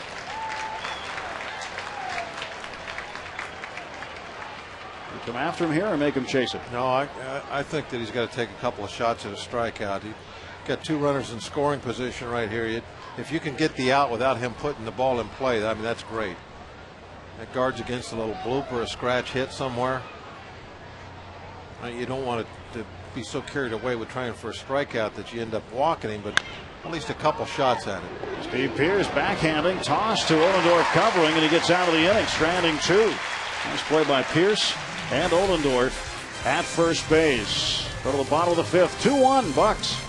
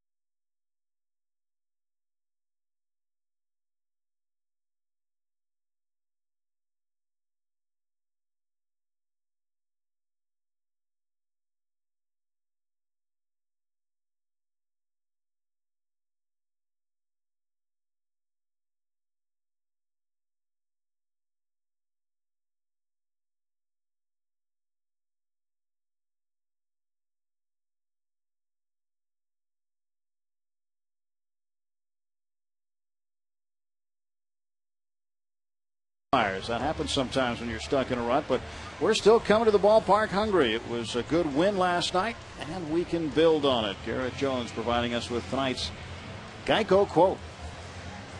I don't think there's any problem in that clubhouse as far as keeping guys focused and playing hard. Right now, the record doesn't really mean a whole lot. Obviously, we're so far behind. We're so far out of anything, but all the individuals, they're playing, a lot of them, for careers. Garrett Jones off to a great start in his big league career. He's playing for a regular job next year. And he tries to bunt his way on against the shift, and he will be successful without a throw. Garrett and I talked about this a week and a half ago in the clubhouse. I said, Garrett, when these guys put a shift on you, this was during the Arizona series, and they were playing him way over. He said, I'm going to try it. I'm going to try it. And he tried it for the first time tonight. There's no reason not to, as long as you do it in the right spot when you're leading off an inning. Now, Garrett Jones, if he's up there with 2 outs, I don't want him trying to bunt for a base hit. That big boy is supposed to be hitting the ball over the fence. But leading off an inning, and they're saying here it's a free hit. I mean, heck yeah, take it. But now what that'll do is that'll keep teams honest with their shift now that they've seen him do it. Andy LaRoche takes inside 1-0. I don't think you're going to see many more of those shifts, especially when he's leading off an inning. Maybe another time with a man on somewhere when he's not going to bunt, perhaps, or chances are slim he would. But in his good mind, to see him do that. All he's got to do, he's got to decide, okay, do we need a base runner, or do we need me to try and drive a ball for extra bases or over a fence? Now, leading off an inning, let's start it with a base runner. If it's a free ball, now the only thing is he can never bunt the ball back to the pitcher. He's either got to put that ball foul or bunt it. But the thing he doesn't have to worry about is killing it. He can bunt it as hard as he wants, just direction. And as long as he gets the direction done, it's a free hit. You're at first base, nobody out, we're in business. That's a great idea, great play. 2-0. And LaRoche takes inside 3-0. Yeah, I'm sitting there talking with him about the big shift Arizona put. I said, would you ever consider bunting? He goes, oh, yeah, I want to do it. Okay. Well, there was a situation earlier where, we were down by 2 or 3 runs in the last inning, and they were doing that. He can't hit a 3-run homer with nobody on base. It was a perfect, perfect situation. Now look what has happened. Parra gets somebody on base. Now he walks somebody, and we got a chance for a big inning. So the bunt may have rattled him a little bit. You got first and second, nobody out, and Ryan Doumit at the plate. Doumit has reached base twice. Chris Bosio will come out of the dugout and come out and talk to Manny Parra. This Friday, the Bucs will battle the Cincinnati Reds as they come into PNC Park, and it's the start of the 1979 celebration weekend at PNC Park. All fans will get a 1979 gold pillbox cap like the one modeled by pitcher Paul Maholm. Compliments of Southwest Airlines. It's also a $1 dog night. Compliments of Sugardale and Saloni's Italian Bread. To get your tickets, call 1-800-BUY-BUCKS or visit pirates.com. It's going to be a popular hat around town. Bottom of the 5th, nobody out, 2 on. See Tony Beasley, third base coach. He wears that Stargell star on the back of his protective cap down there, third. Another sign of the era of We Are Family. Ryan Doumit hitting right-handed against the lefty Parra. And he drives one right at the second baseman, Lopez, to counsel for one, back to first, double play. Jones safely in at third. There was another thing I believe that Russell said today in his meeting about Doumit feels that like every time he hits one hard, it's right at somebody. Well, he's really thinking about it here. He scalds this ball, just a shot. And because he hit it so hard and it was picked clean, now it's an easy double play. It takes us out of the inning. But I mean, this is nothing that he can do. He did his job. Center up the ball, put the head of the bat on it, and hit it hard. Lastings Millage with 2 outs, chance to drive in a run. He's 0 for 2. He's flied out twice, once to center, once to left. Ball 1.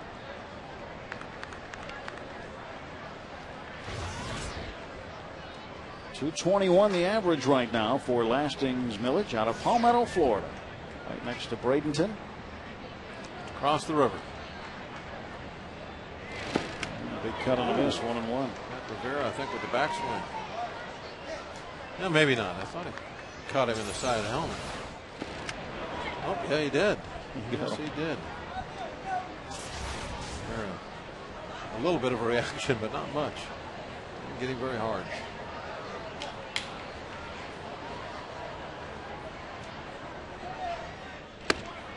One spins him inside. And Lastings says he's excited to be headquartered in the area of his hometown for spring training.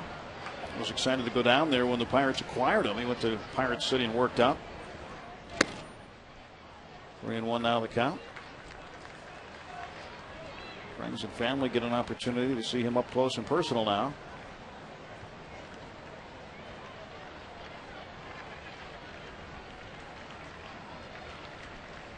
Two outs in the 3-1 pitch.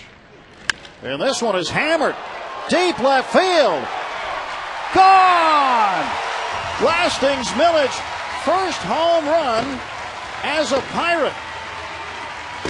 And the first home run since last September 7th while with the Nationals against the Atlanta Braves. It is 4-1 Pirates. They picked a great time for the hit and run. That double play that they just turned looked like it was going to take us out of a promising inning. But Millage catches a breaking ball and says, oh no, we're still going to get something out of this. And they put up a crooked number, a 2-out home run RBI. Excellent job. Lastings Millage 1 for 3, 2 runs batted in his biggest hit as a Pirate. That's one of the tools when they described him as a 5-tool guy. He can hit for power. The Pirates are hoping that develops. First look at it here tonight.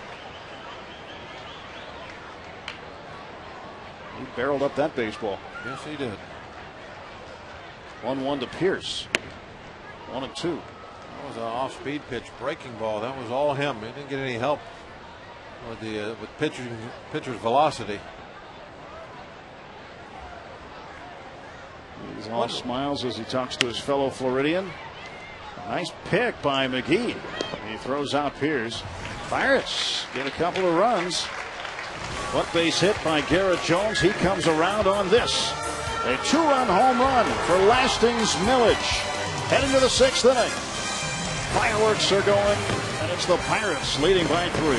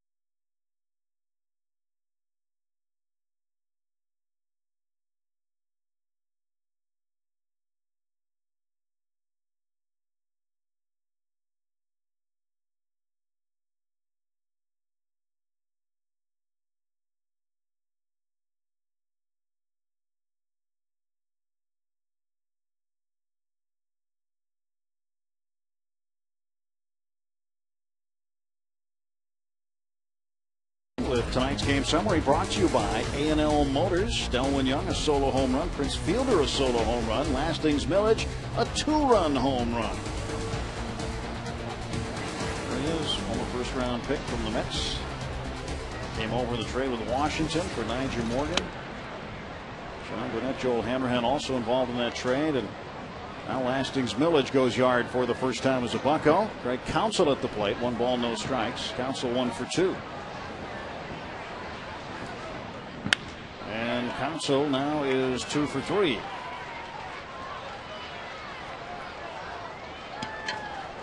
Well, Lastings Milledge just got the pitch in the right spot with 2 outs and Garrett Jones at third base. A little breaking ball ends up about mid-thigh over the middle of the plate. Got every bit of that ball. I'm sure went 400 feet. Well, that's a sight Pirate fans hope to see a lot more often.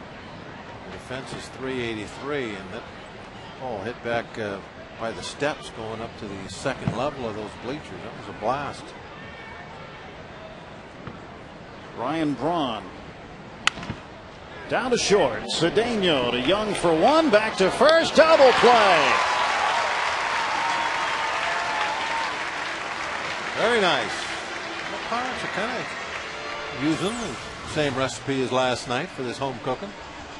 The long ball and the double play. It's a pretty good recipe usually. Yes, it's a great recipe.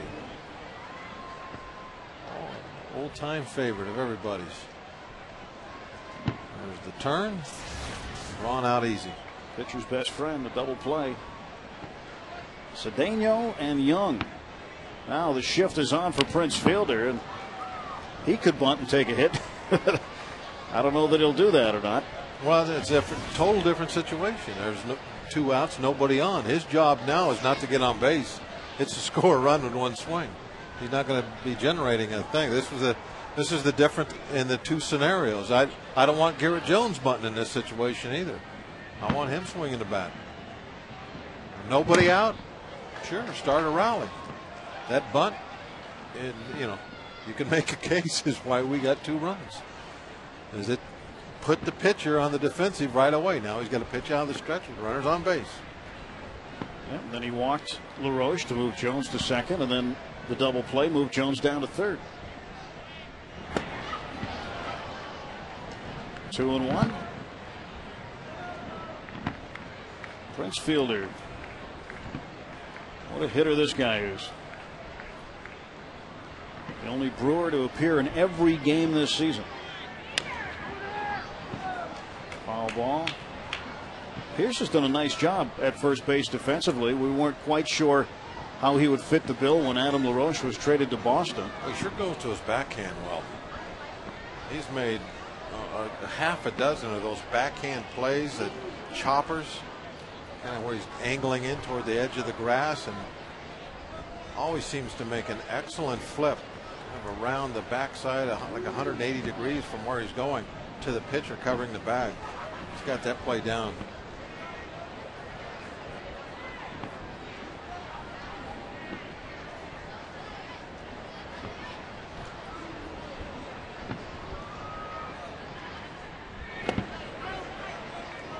Inside and low. 3 balls, 2 strikes to Fielder. 2 men out here in the 6th. A very pleasant night at PNC Park. Series wraps up tomorrow night. Giovanni Gallardo pitching for the Brewers. Paul Maholm getting the start for the Pirates. Payoff pitch. He struck him out for the 2nd time in the ball game. Another good inning for Ross Ollendorf and the Pirates. And we're through 5 1/2. 4-1. The Bucs in front.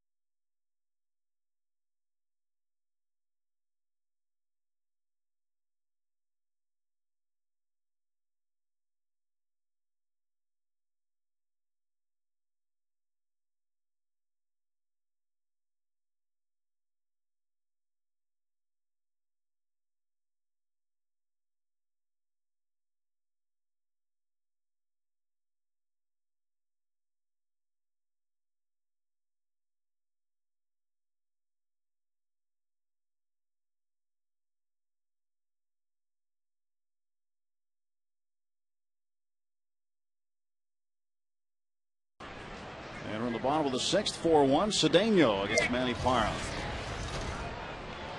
Cedeno 0 for 2. He's hit the ball right on the nose twice to Mike Cameron in center field. Cedeno a home run last night. 3 home runs as a Pirate since coming over from Seattle in the trade for Jack Wilson. And he's not Seattle's anymore. He's our Cedeno. That's what I'm going to call him, our Cedeno. This one hit well again to center field. And on the base of the track, Cameron makes the catch. It's the Coors Light 6th inning. It's time for tonight's Coors Light Freeze Cam. Talk about freezing somebody. That quick move, quick throw. Ron is a frozen out. Nice tag by Pierce. Oh, I like the location of those throws. Coors Light Freeze Cam brought to you by Frost Brewed Coors Light, the world's most refreshing beer.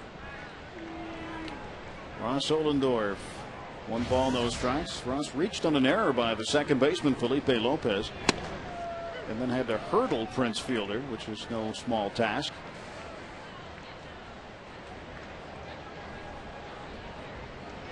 One right down to Lopez again. He'll take his time. Fires are on target. And Ollendorf is out. 2009 Pirates baseball at FSN Pittsburgh is brought to you by Southwest Airlines. Southwest Airlines is ready when you are. Go to southwest.com. Grab your bag. It's on.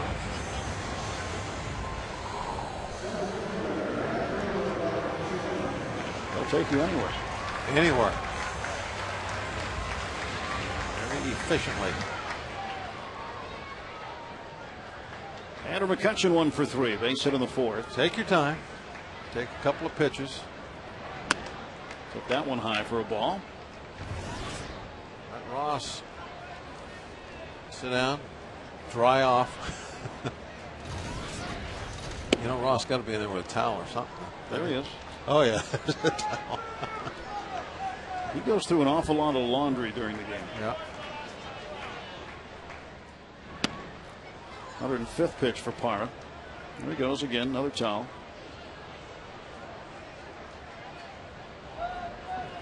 He's going to save that one. This one to right field and near the line. Catalanato stop in fair territory. Makes the catch. Retires McCutchen. 3 up and 3 down. Ross Ollendorf coming out in the 7th.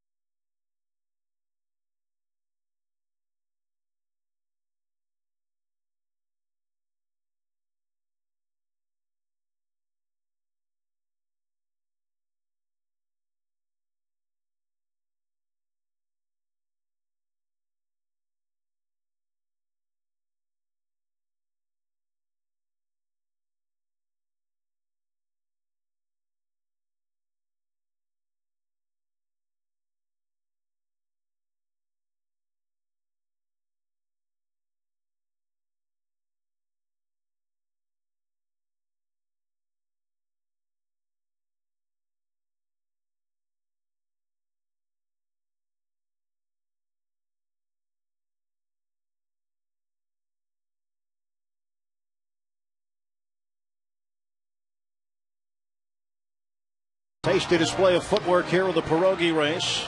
Who will win tonight? Will it be Saul?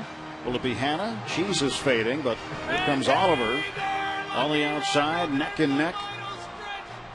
Potato to potato. Watch your nose. Watch your nose. Watch your nose. Oliver. Oh! I said watch your nose. Top of the 7th, ground ball wide to third by Casey McGee. And that guy's hair just hasn't moved all night. I'm really liking that. Pretty nice. It's like a compass. It always points north.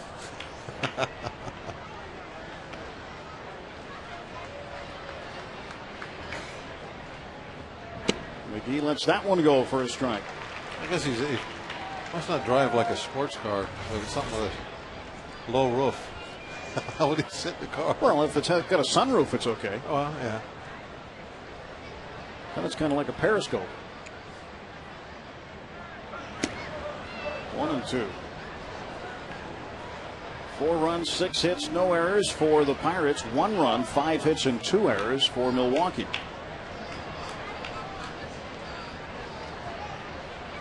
Ollendorf to McGee. 2-2. Now, so far for Ross Ollendorf, getting into the 7th inning, that's one of the things that the Pirates hope for him each time out. They want to get their starters through 7. If you get into the 8th, it's a bonus. And Ollendorf has been referred to as the horse by manager John Russell. His first full season in the big leagues. Again, making his 24th start tonight. In his 10 wins, he's had nearly 6 runs per game to work with, and in his 8 losses, less than half a run to work with. Now, I'm really impressed with the way he has got himself in this groove. I really thought, the second half of the season, being his first, year here, being a starting pitcher at this level. Strike 3 call. Right, sit down, McGee. We saw, the ups and downs in that first half. I thought for sure that they would continue, through the second half for him. You would hope that the peaks and the valleys would get a little less deep, of course. But man, he has really come onto a stride, and then there's no ups or downs at all. And we still may see that. There is a month and a half left. It may get back to where he was having some good, couple good games in a rough game, couple good games in a rough game, like he was earlier this year. But I'm impressed. I think he has done everything and more that could have been expected of him this first year in rotation. Fouled back 0-2 to Mike Cameron. And I think and I have to give Joe and he credit for making that change and going back to the full windup. Obviously he's very comfortable in that, and that they started throwing 4-seamers again, going to the power pitch, getting that ball up there in the low to mid 90s. That's been all the difference. Not that the sinker getting ground balls wasn't a good weapon. That's still there for him. He still throws that pitch, but that 94-mile-an-hour fastball is really what turned him around these last half dozen starts. It's been fantastic to see. I was wondering if we would see that power pitch anymore. It was there. He just wasn't going to it. And Cameron has to sit down. Racking him up now. Ollendorf, he knew he'd have a pretty good night when he picked that man off, Ryan Braun. Strikes out Parra. Then he gets Fielder. First of 2 times getting Prince Fielder. And here a strikeout looking at Casey McGee. And now Mike Cameron. Thanks for coming. Calinado takes low. And when you get that good fastball going, that with the velocity 93, 94, like we're seeing tonight, especially when you're establishing it, upstairs on the hands, those guys got to commit to their swing a little bit earlier than they would like to. And I think that's why we're seeing those chases on the breaking balls. That curve ball downstairs, you speed up the bat with a good fastball. Now you're getting the chases downstairs. Strike called. 2-1. Very, very aggressive to the mid. A lot of strikes going right at him. And now with a 3-run lead, he can afford to do that more than ever. Here, hit a solo home run. I don't care. I'm coming at you. I'm throwing strikes. If you're going to make a comeback, it's not going to be with my help with base on balls. You're going to have to hit your way on. Ollendorf has struck out Casey McGee, struck out Mike Cameron, and has a 2-2 count on the right fielder Catalinato. Popped him up. Shallow right center. Delwyn Young is out. McCutchen calls him off. Good morning, good afternoon, and good night. 3 up and 3 down for Ross the Boss.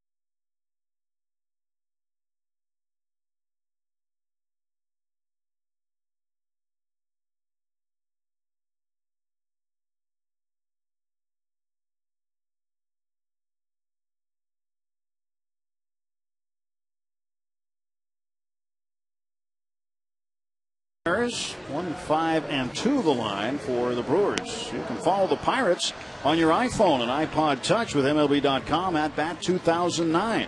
Featuring play-by-play, video highlights, and live audio broadcast. Visit Pirates.com on your iPhone or iPod Touch to purchase. Along with Bob Walk, Tim Neverett, PNC Park. Delwyn Young getting set to lead off against the new pitcher for the Brewers, Claudio Vargas. Vargas last pitch Sunday against Houston, and he was acquired at the trading deadline from the Dodgers. And this one is popped up to the shortstop, Craig Counsell. He takes care of it for out number 1. Vargas, second time around with Milwaukee, was with them in 2007, Arizona in 2005 and 6. He's been with the Nationals. Stayed with that organization when they were the Expos. He's been with the Mets. And started this year with the Dodgers, and then trading deadline deal.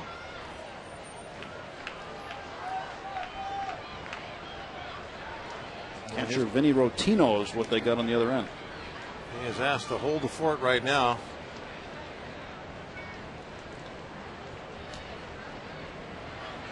Try and give him a chance to win late. So Manny Parr goes 6 innings, gives up 4 runs on 6 hits, walked 3, struck out 3. Ross Ohlendorf done a nice job through 7 innings, striking out 2 in the top of the 7th and having a 1-2-3 inning, inducing a fly out to center field for the 3rd out. And now this time, look where the third baseman is playing Jones. Not giving it to him. Look, he's in there just a couple steps behind the grass. Last time he was playing back there. It was a no-brainer. Nobody out. They're giving it to you. Gonna have to swing for it now. Claudio Vargas delivers, and Jones takes a strike. Well, they're continuing to add pages to the book on Garrett Jones. Don't shift over, he'll bunt on you now. Yeah. I mean, that's a, you know, that is why I was really surprised when teams, 2 weeks into his career, were putting infield shift on him. You know, I mean, do they know him that well already that they can play the shortstop over on the second base side? And then as he takes one inside to back him away, and then we saw him beat a couple shifts with some ground balls that way. And then they started putting the shortstop back over on that side. It was like a work in progress, his scouting report. 3-1 fouled away. 3-2 now to Garrett Jones. I think A.J. Hinch was the first to try it in Arizona, to have that real drastic shift on him. Yeah, he moved the shortstop way over, and it was like, did they get that good of a book on him from the minor leagues that he doesn't hit any ground balls up the middle? Now, we went to Minnesota, the organization he used to work for, and they know him better than anybody. They didn't shift on him. No, they played him as a pull hitter. Kind of the same deal they're doing right now. They're playing him to pull on the ground and maybe a slight pull for a fly ball. That's what they have set up right now. 3-2 pitch to Garrett Jones. We'll have another one.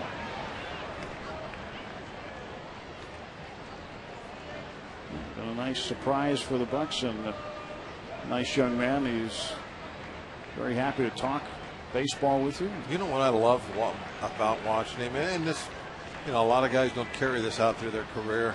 Hopefully Garrett will. Is, man, does he hustle on the bases. You know, if there's a routine, if he's on first and there's a routine fly and it's, you know, the last out of the inning, he's around third by the time that is caught. Takes nothing for granted. I asked him about that early on when we had him on a pregame radio interview, and I said, you know, it's really great to watch the way you run the bases, not just your speed, but the way you're hustling all the time. And he said that was his dad. His dad told him, hey, you got to go hard every single time. Here is the 3-2 pitch from Vargas.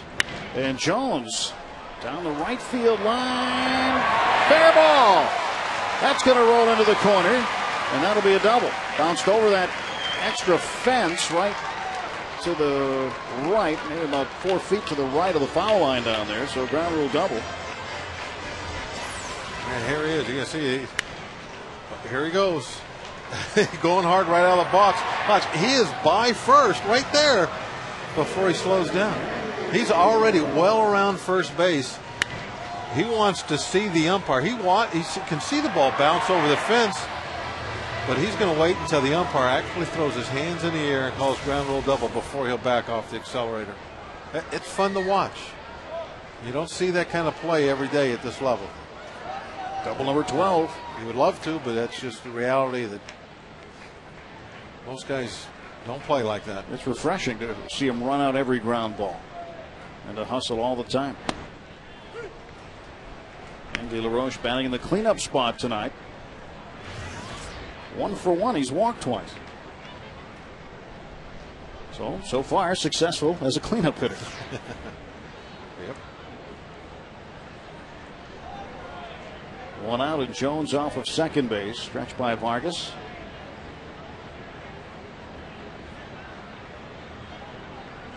And this one up the middle. That's a base hit. Jones got to get it waved home. And Garrett Jones flies home to make it 5-1. An RBI single for Andy LaRoche. And a standing O for Garrett Jones. Very successful debut for Andy in that cleanup spot. Knocks in a little insurance run here. 7th inning.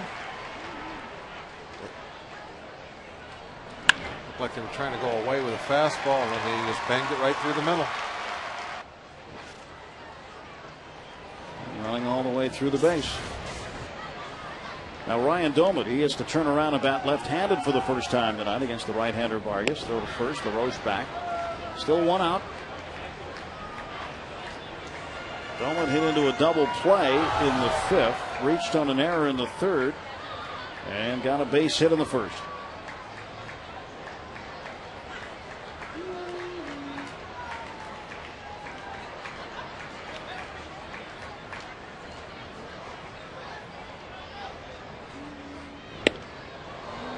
But out in front.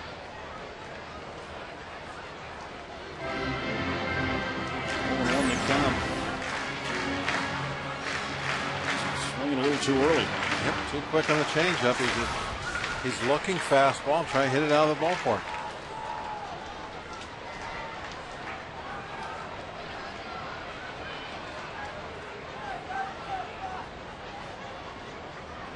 Career .305 hitter with runners on base. Rivera sets up outside, and the pitch comes back inside. Try to get him again with that slow stuff. Mike Rivera had to come a long way back across home plate just to catch the ball. Vargas, 30-year-old right-hander, lives in Santiago in the Dominican Republic.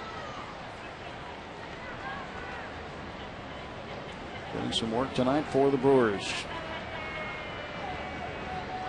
A 1-1 to Ryan Doumit. And this one is popped up back of the plate.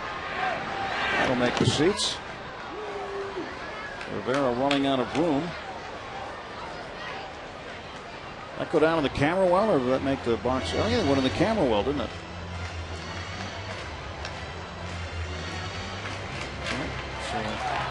Let's go up there in the second row. Didn't stay there long. No. Still photographers did the right thing, gave the ball up. Fans behind him there, a souvenir. Must have come down and hit that box. LaRoche at first base. A double by Jones started the inning. LaRoche drove him in with a single up the middle. And now a 1-ball, 2-strike offering to Doumit coming. There goes LaRoche. And the throw down, double pumped, and Andy LaRoche is in with a stolen base. That would have been a miracle to throw him out after a ball in the dirt and a double pump to boot.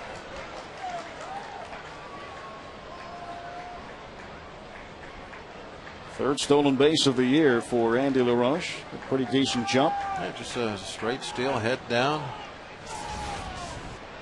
Now see the slide, he touched the base with his lead foot, but had so much velocity he went right by it. Had to stop himself with his hand. He's on that outfield side of the bag. Did Domit go? Yes, he did, and Ryan Domit strikes out. Shaking his head a little bit. He's very strong mentally. He'll get it figured out. One of those ruts right now that he's put himself into, just as we were talking about earlier, just trying to be too good, too much, trying to carry the team on his own back. And now he's got himself in a hole and he's going to have to fight out, go back to basics, start trying to hit the ball the other way, I think, for one thing. Lastings Millage, who hit a 2-run shot. 1 for 3. He's hit all 3 balls up in the air tonight. 2 of them resulted in outs. Next one he hit out of the ballpark.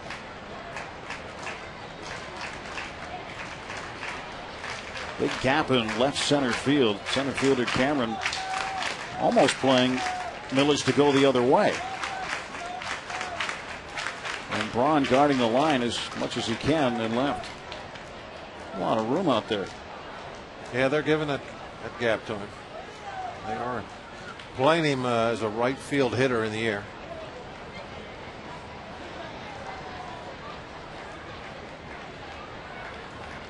Lastings Millage, first home run as a Pirate.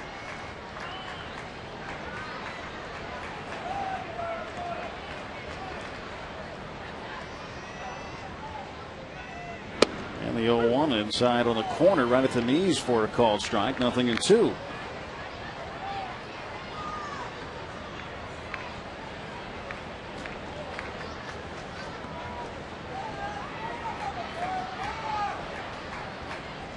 No balls, 2 strikes, 2 men out. Bottom of the 7th inning. 5-1 Pirates. Some flashy laces, huh? Must be the shoes. And he takes that one high.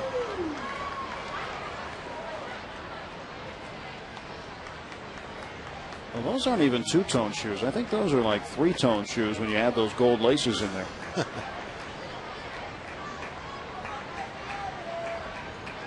Pretty stylish.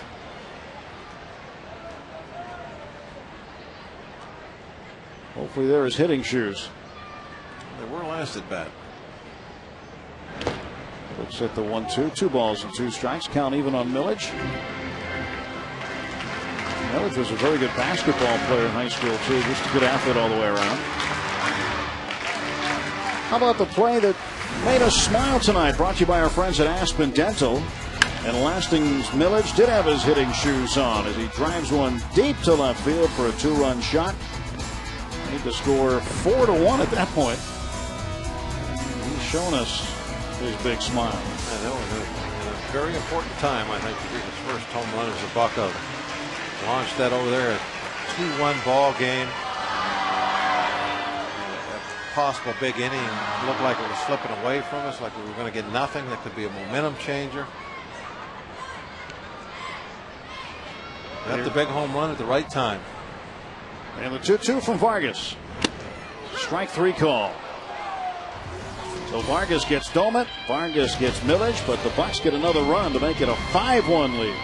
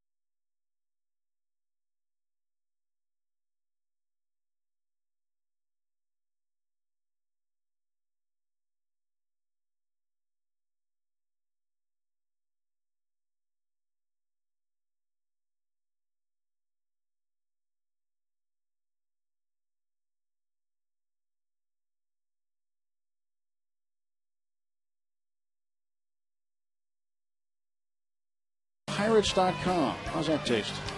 On a nice warm night here at PNC Park. Folks having a lot of fun at the yard. Top of the 8th inning, 5-1, and here is Ross Ohlendorf, who now has gone 7 innings, at least 7 innings, 6 times this season. He starts his work in the 8th. Rivera, the catcher, takes low ball 1. Bullpen action as he throws his first pitch. Thinking that might be Jesse out there warming up. So that might be a sign that he's on a short leash this inning. This will be his 100th pitch right there. There's Jesse.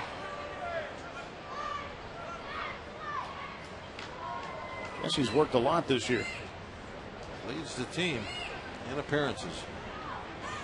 2-0's outside 3-0, and Ohlendorf does not want to have a leadoff walk. Mark DeFelice, who appeared last night, pitched an inning of hitless and scoreless relief. Yeah, you never know. A leadoff walk at this point, the last 2 innings, might be what gets you out of the ball game, especially since there's already a reliever up and throwing. Well, Ohlendorf has had 3 up and 3 down innings in the 3rd, 4th, faced 3 in the 6th and 3 in the 7th. And that is ball 4.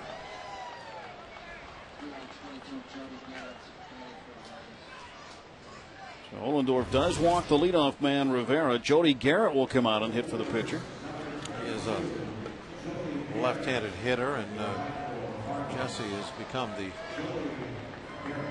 in name left-hand pitcher in that bullpen. They bring him in to pitch to the lefties. But I don't know if John's coming out yet or not. Yep, here he comes. That leadoff walk was all it took. So John Russell will go to the bullpen and bring out Jesse Chavez to face the left-hander Jody Garrett, with Felipe Lopez and Craig Counsell still to come. And Ross Ohlendorf, an outstanding performance tonight, goes 7+, gives up only 5 hits and 1 run. And the Princeton Tiger holds the Brewers and has a 4-run lead at this point. Our Columbia Gas 811 call to the pen has been made. Tell you more about Jesse Chavez when we come back.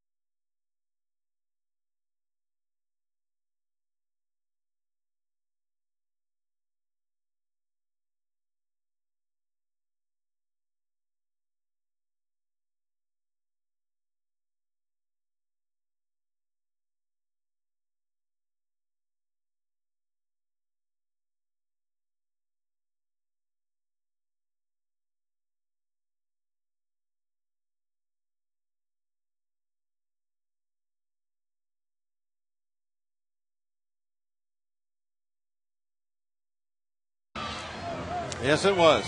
Now it's up to Jesse as he answers the 811 call. There's Jesse's numbers, as you said. He has been busy. 55 games now. Chavez. Nice looking rookie season right there. Ohlendorf tonight, 7+.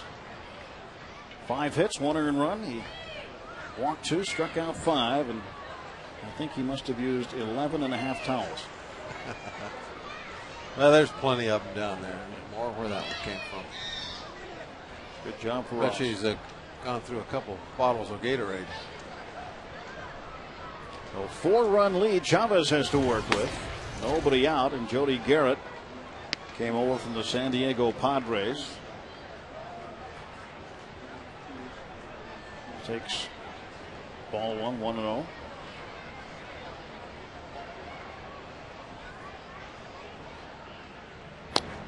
And there's a strike. 1-1. Pirates took game 1 of this 3-game series last night, 9-5, banged out 16 hits. Jones, LaRoche, and Cedeno with home runs. And tonight, it's been Young and Millage. This one popped up. Steve Pearce calling for it. 1 down. Chavez gets Garrett.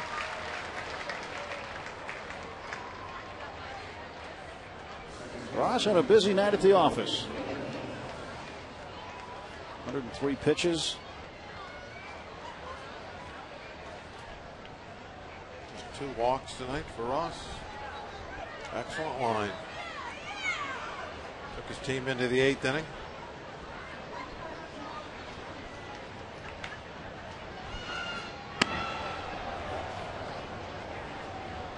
Want to know to Felipe Lopez. Lopez, former Diamondback. He's got another former Diamondback on deck. It's Greg Counsell. Mike Rivera on first.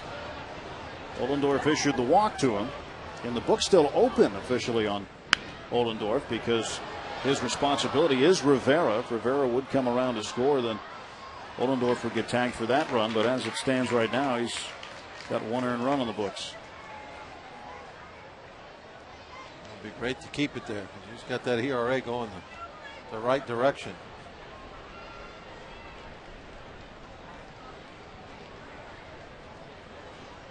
ERA less than 2 last 6 starts.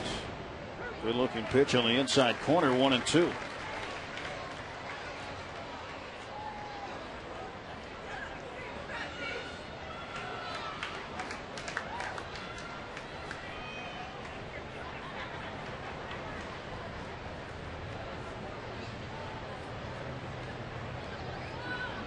Rivera gets his lead from first. There's a swing and a miss. Strike 3. Chavez sends Lopez back to the bench, down on strikes. 2 men are out for Craig Counsell. What's the movement on this pitch? It's 91 miles an hour. It's got a little cutting down action. Almost kind of like a little short slider. His right arm's like a whip. When you look at him physically, he's not very impressive. He's not nearly as big as an Ollendorf. You'd figure power pitcher. Runner goes, and Counsell fouls it away. Power pitcher's going to be a big guy usually, but I mean he's tall and thin. But he's got a whip of an arm, and he can get it up to 95, 96, even 97 miles an hour. There's some guys that aren't real physically imposing that can throw the ball hard. For the last few years, the best arm on the team's been Ian Snell. He wasn't very big. Consistently in the mid-90s. Counsell takes that one, holds up. Not as consistent as we would like. He did throw in the mid-90s an awful lot. But it's kind of one of those mysteries that why some guys approach 100 miles an hour. And I've seen guys 6'6" throw the ball 85. The big tall lefty for San Diego. I think he's been on the DL almost all year. His last name's Young. Chris Young. Chris Young. Another Princeton guy. Well, yeah, very, very good tie in there. But he's very imposing. But he goes out there and throws the ball 86, 87, and he's a monster. Just can't never figure it out. Counsell to right field. Here comes Jones. He grabs it for out number 3. Jesse Chavez backs up Ross Ollendorf and gets him in order.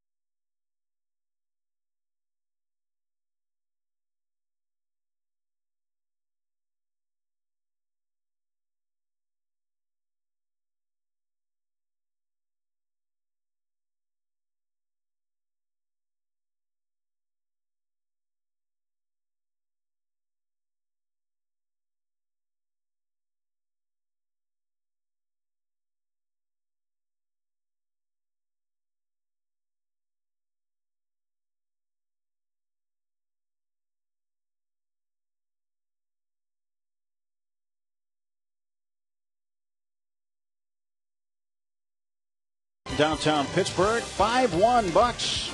We head to the bottom of the 8th inning. The fountain looks great tonight. A great night. Here's Steve Pearce. Pearce will face Mark DeFelice here in the 8th inning. And this one will be to Fielder. DeFelice quickly off the mound, and there is one down. Well, in case you missed it, there it is again.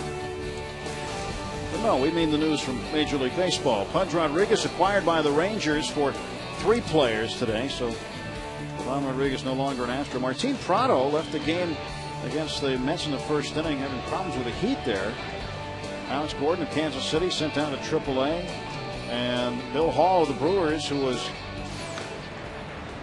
designated as a possible trade in the works, we understand, perhaps even with Cincinnati, who will be on their way here this weekend. Well, if he ends up going through the entire process and gets released, then he can sign with anybody he wants in Cincinnati. If they can work something out as far as a trade, then they don't have to compete with anybody else for his services, obviously. And the Brewers, they get the advantage of getting something in return and saving a little money.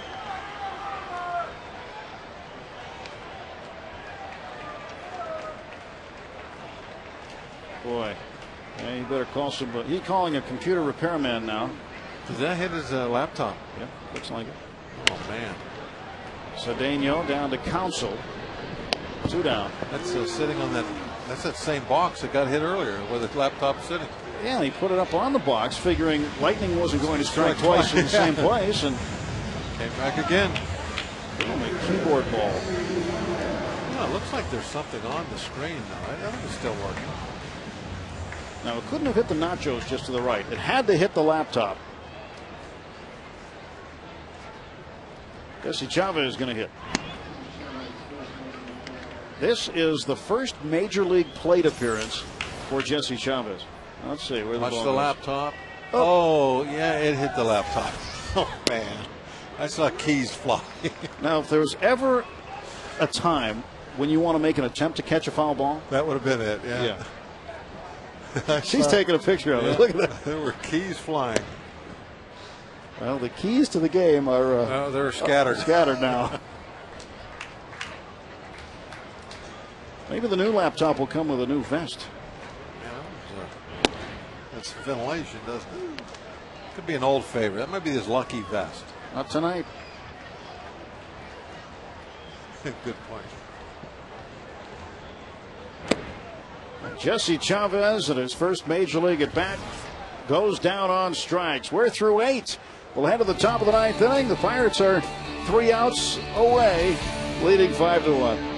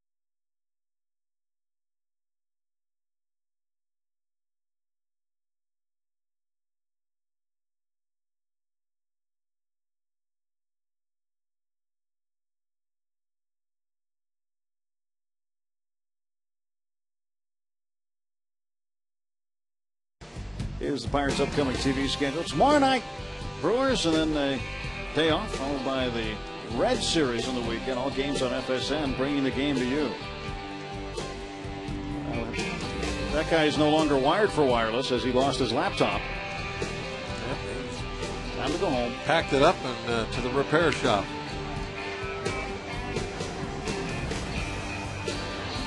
Yeah, going to take his camera and go home. This is a long walk. A walk of shame right here in front of the dugout.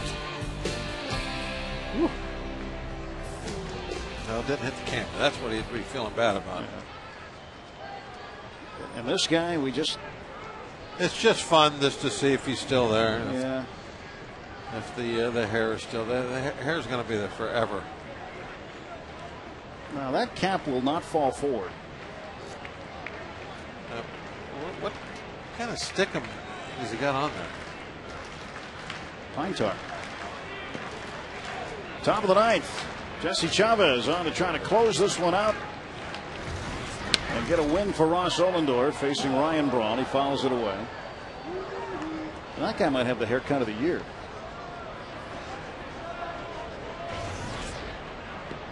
Yeah, I agree with that. I like that look. I mean, you could play horseshoes with that guy. I don't think he would enjoy that. No, he doesn't have to throw any. One night we're going to do that. We're stand up, do something crazy with our hair. Well, Braun hits one off the Clemente wall, and he'll have second base. Jones hits the ball in quickly. A leadoff double for Ryan Braun, so the Brewers aren't done yet. Nothing hurt. Doesn't make any difference. Just ignore him out there.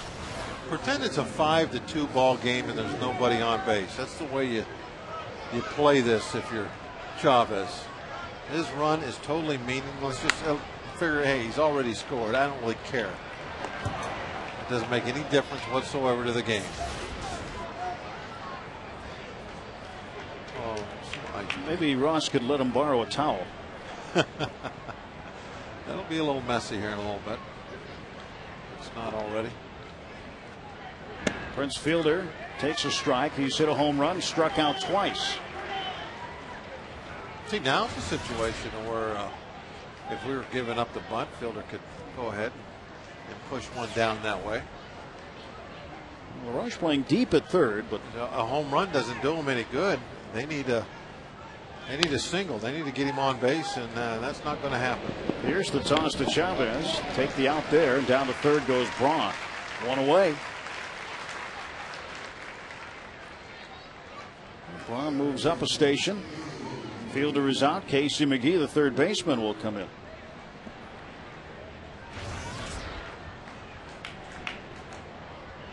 And again, hats off to Steve Pearce for his defensive work.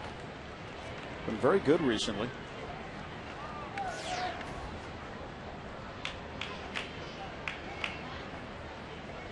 getting an opportunity to play a lot of first base. It's the spot he likes to be. Delwyn Young will field the ground ball, and McGee is out. 2 outs. Braun comes in to score. It's a 5-2 game. Okay, if you're just acting like it's 5-2, then that's how it goes. Well, if you miss a big play from tonight's game, we've got the perfect solution for you. Catch Pirates Instant Replay. All the runs, hits, and action from this game in just 2 hours. Pirates Instant Replay tonight at 11. Right here on FSN. Brewers down to their final out tonight. Ross Ollendorf on the cusp of getting his 11th win. Strike one to Cameron.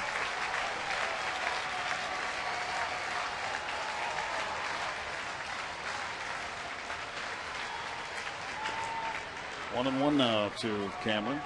Allowed to hit tonight, 0 for 3.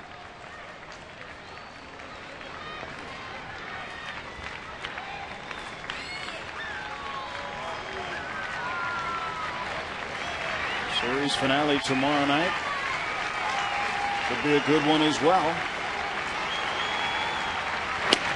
Strike 2. Chavez got him on the outside corner.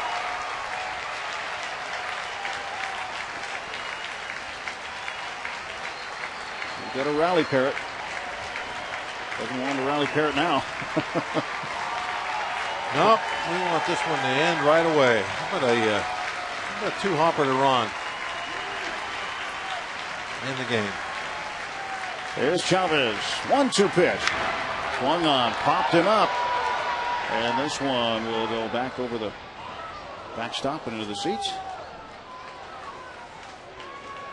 Jesse Chavez had his first major league at bat tonight and struck out looking. But now he knows what it looks like.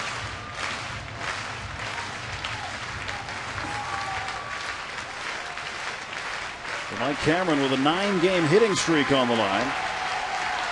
And Chavez trying to end that and the ball game. 1-2 pitch. Swing and a miss. He struck him out.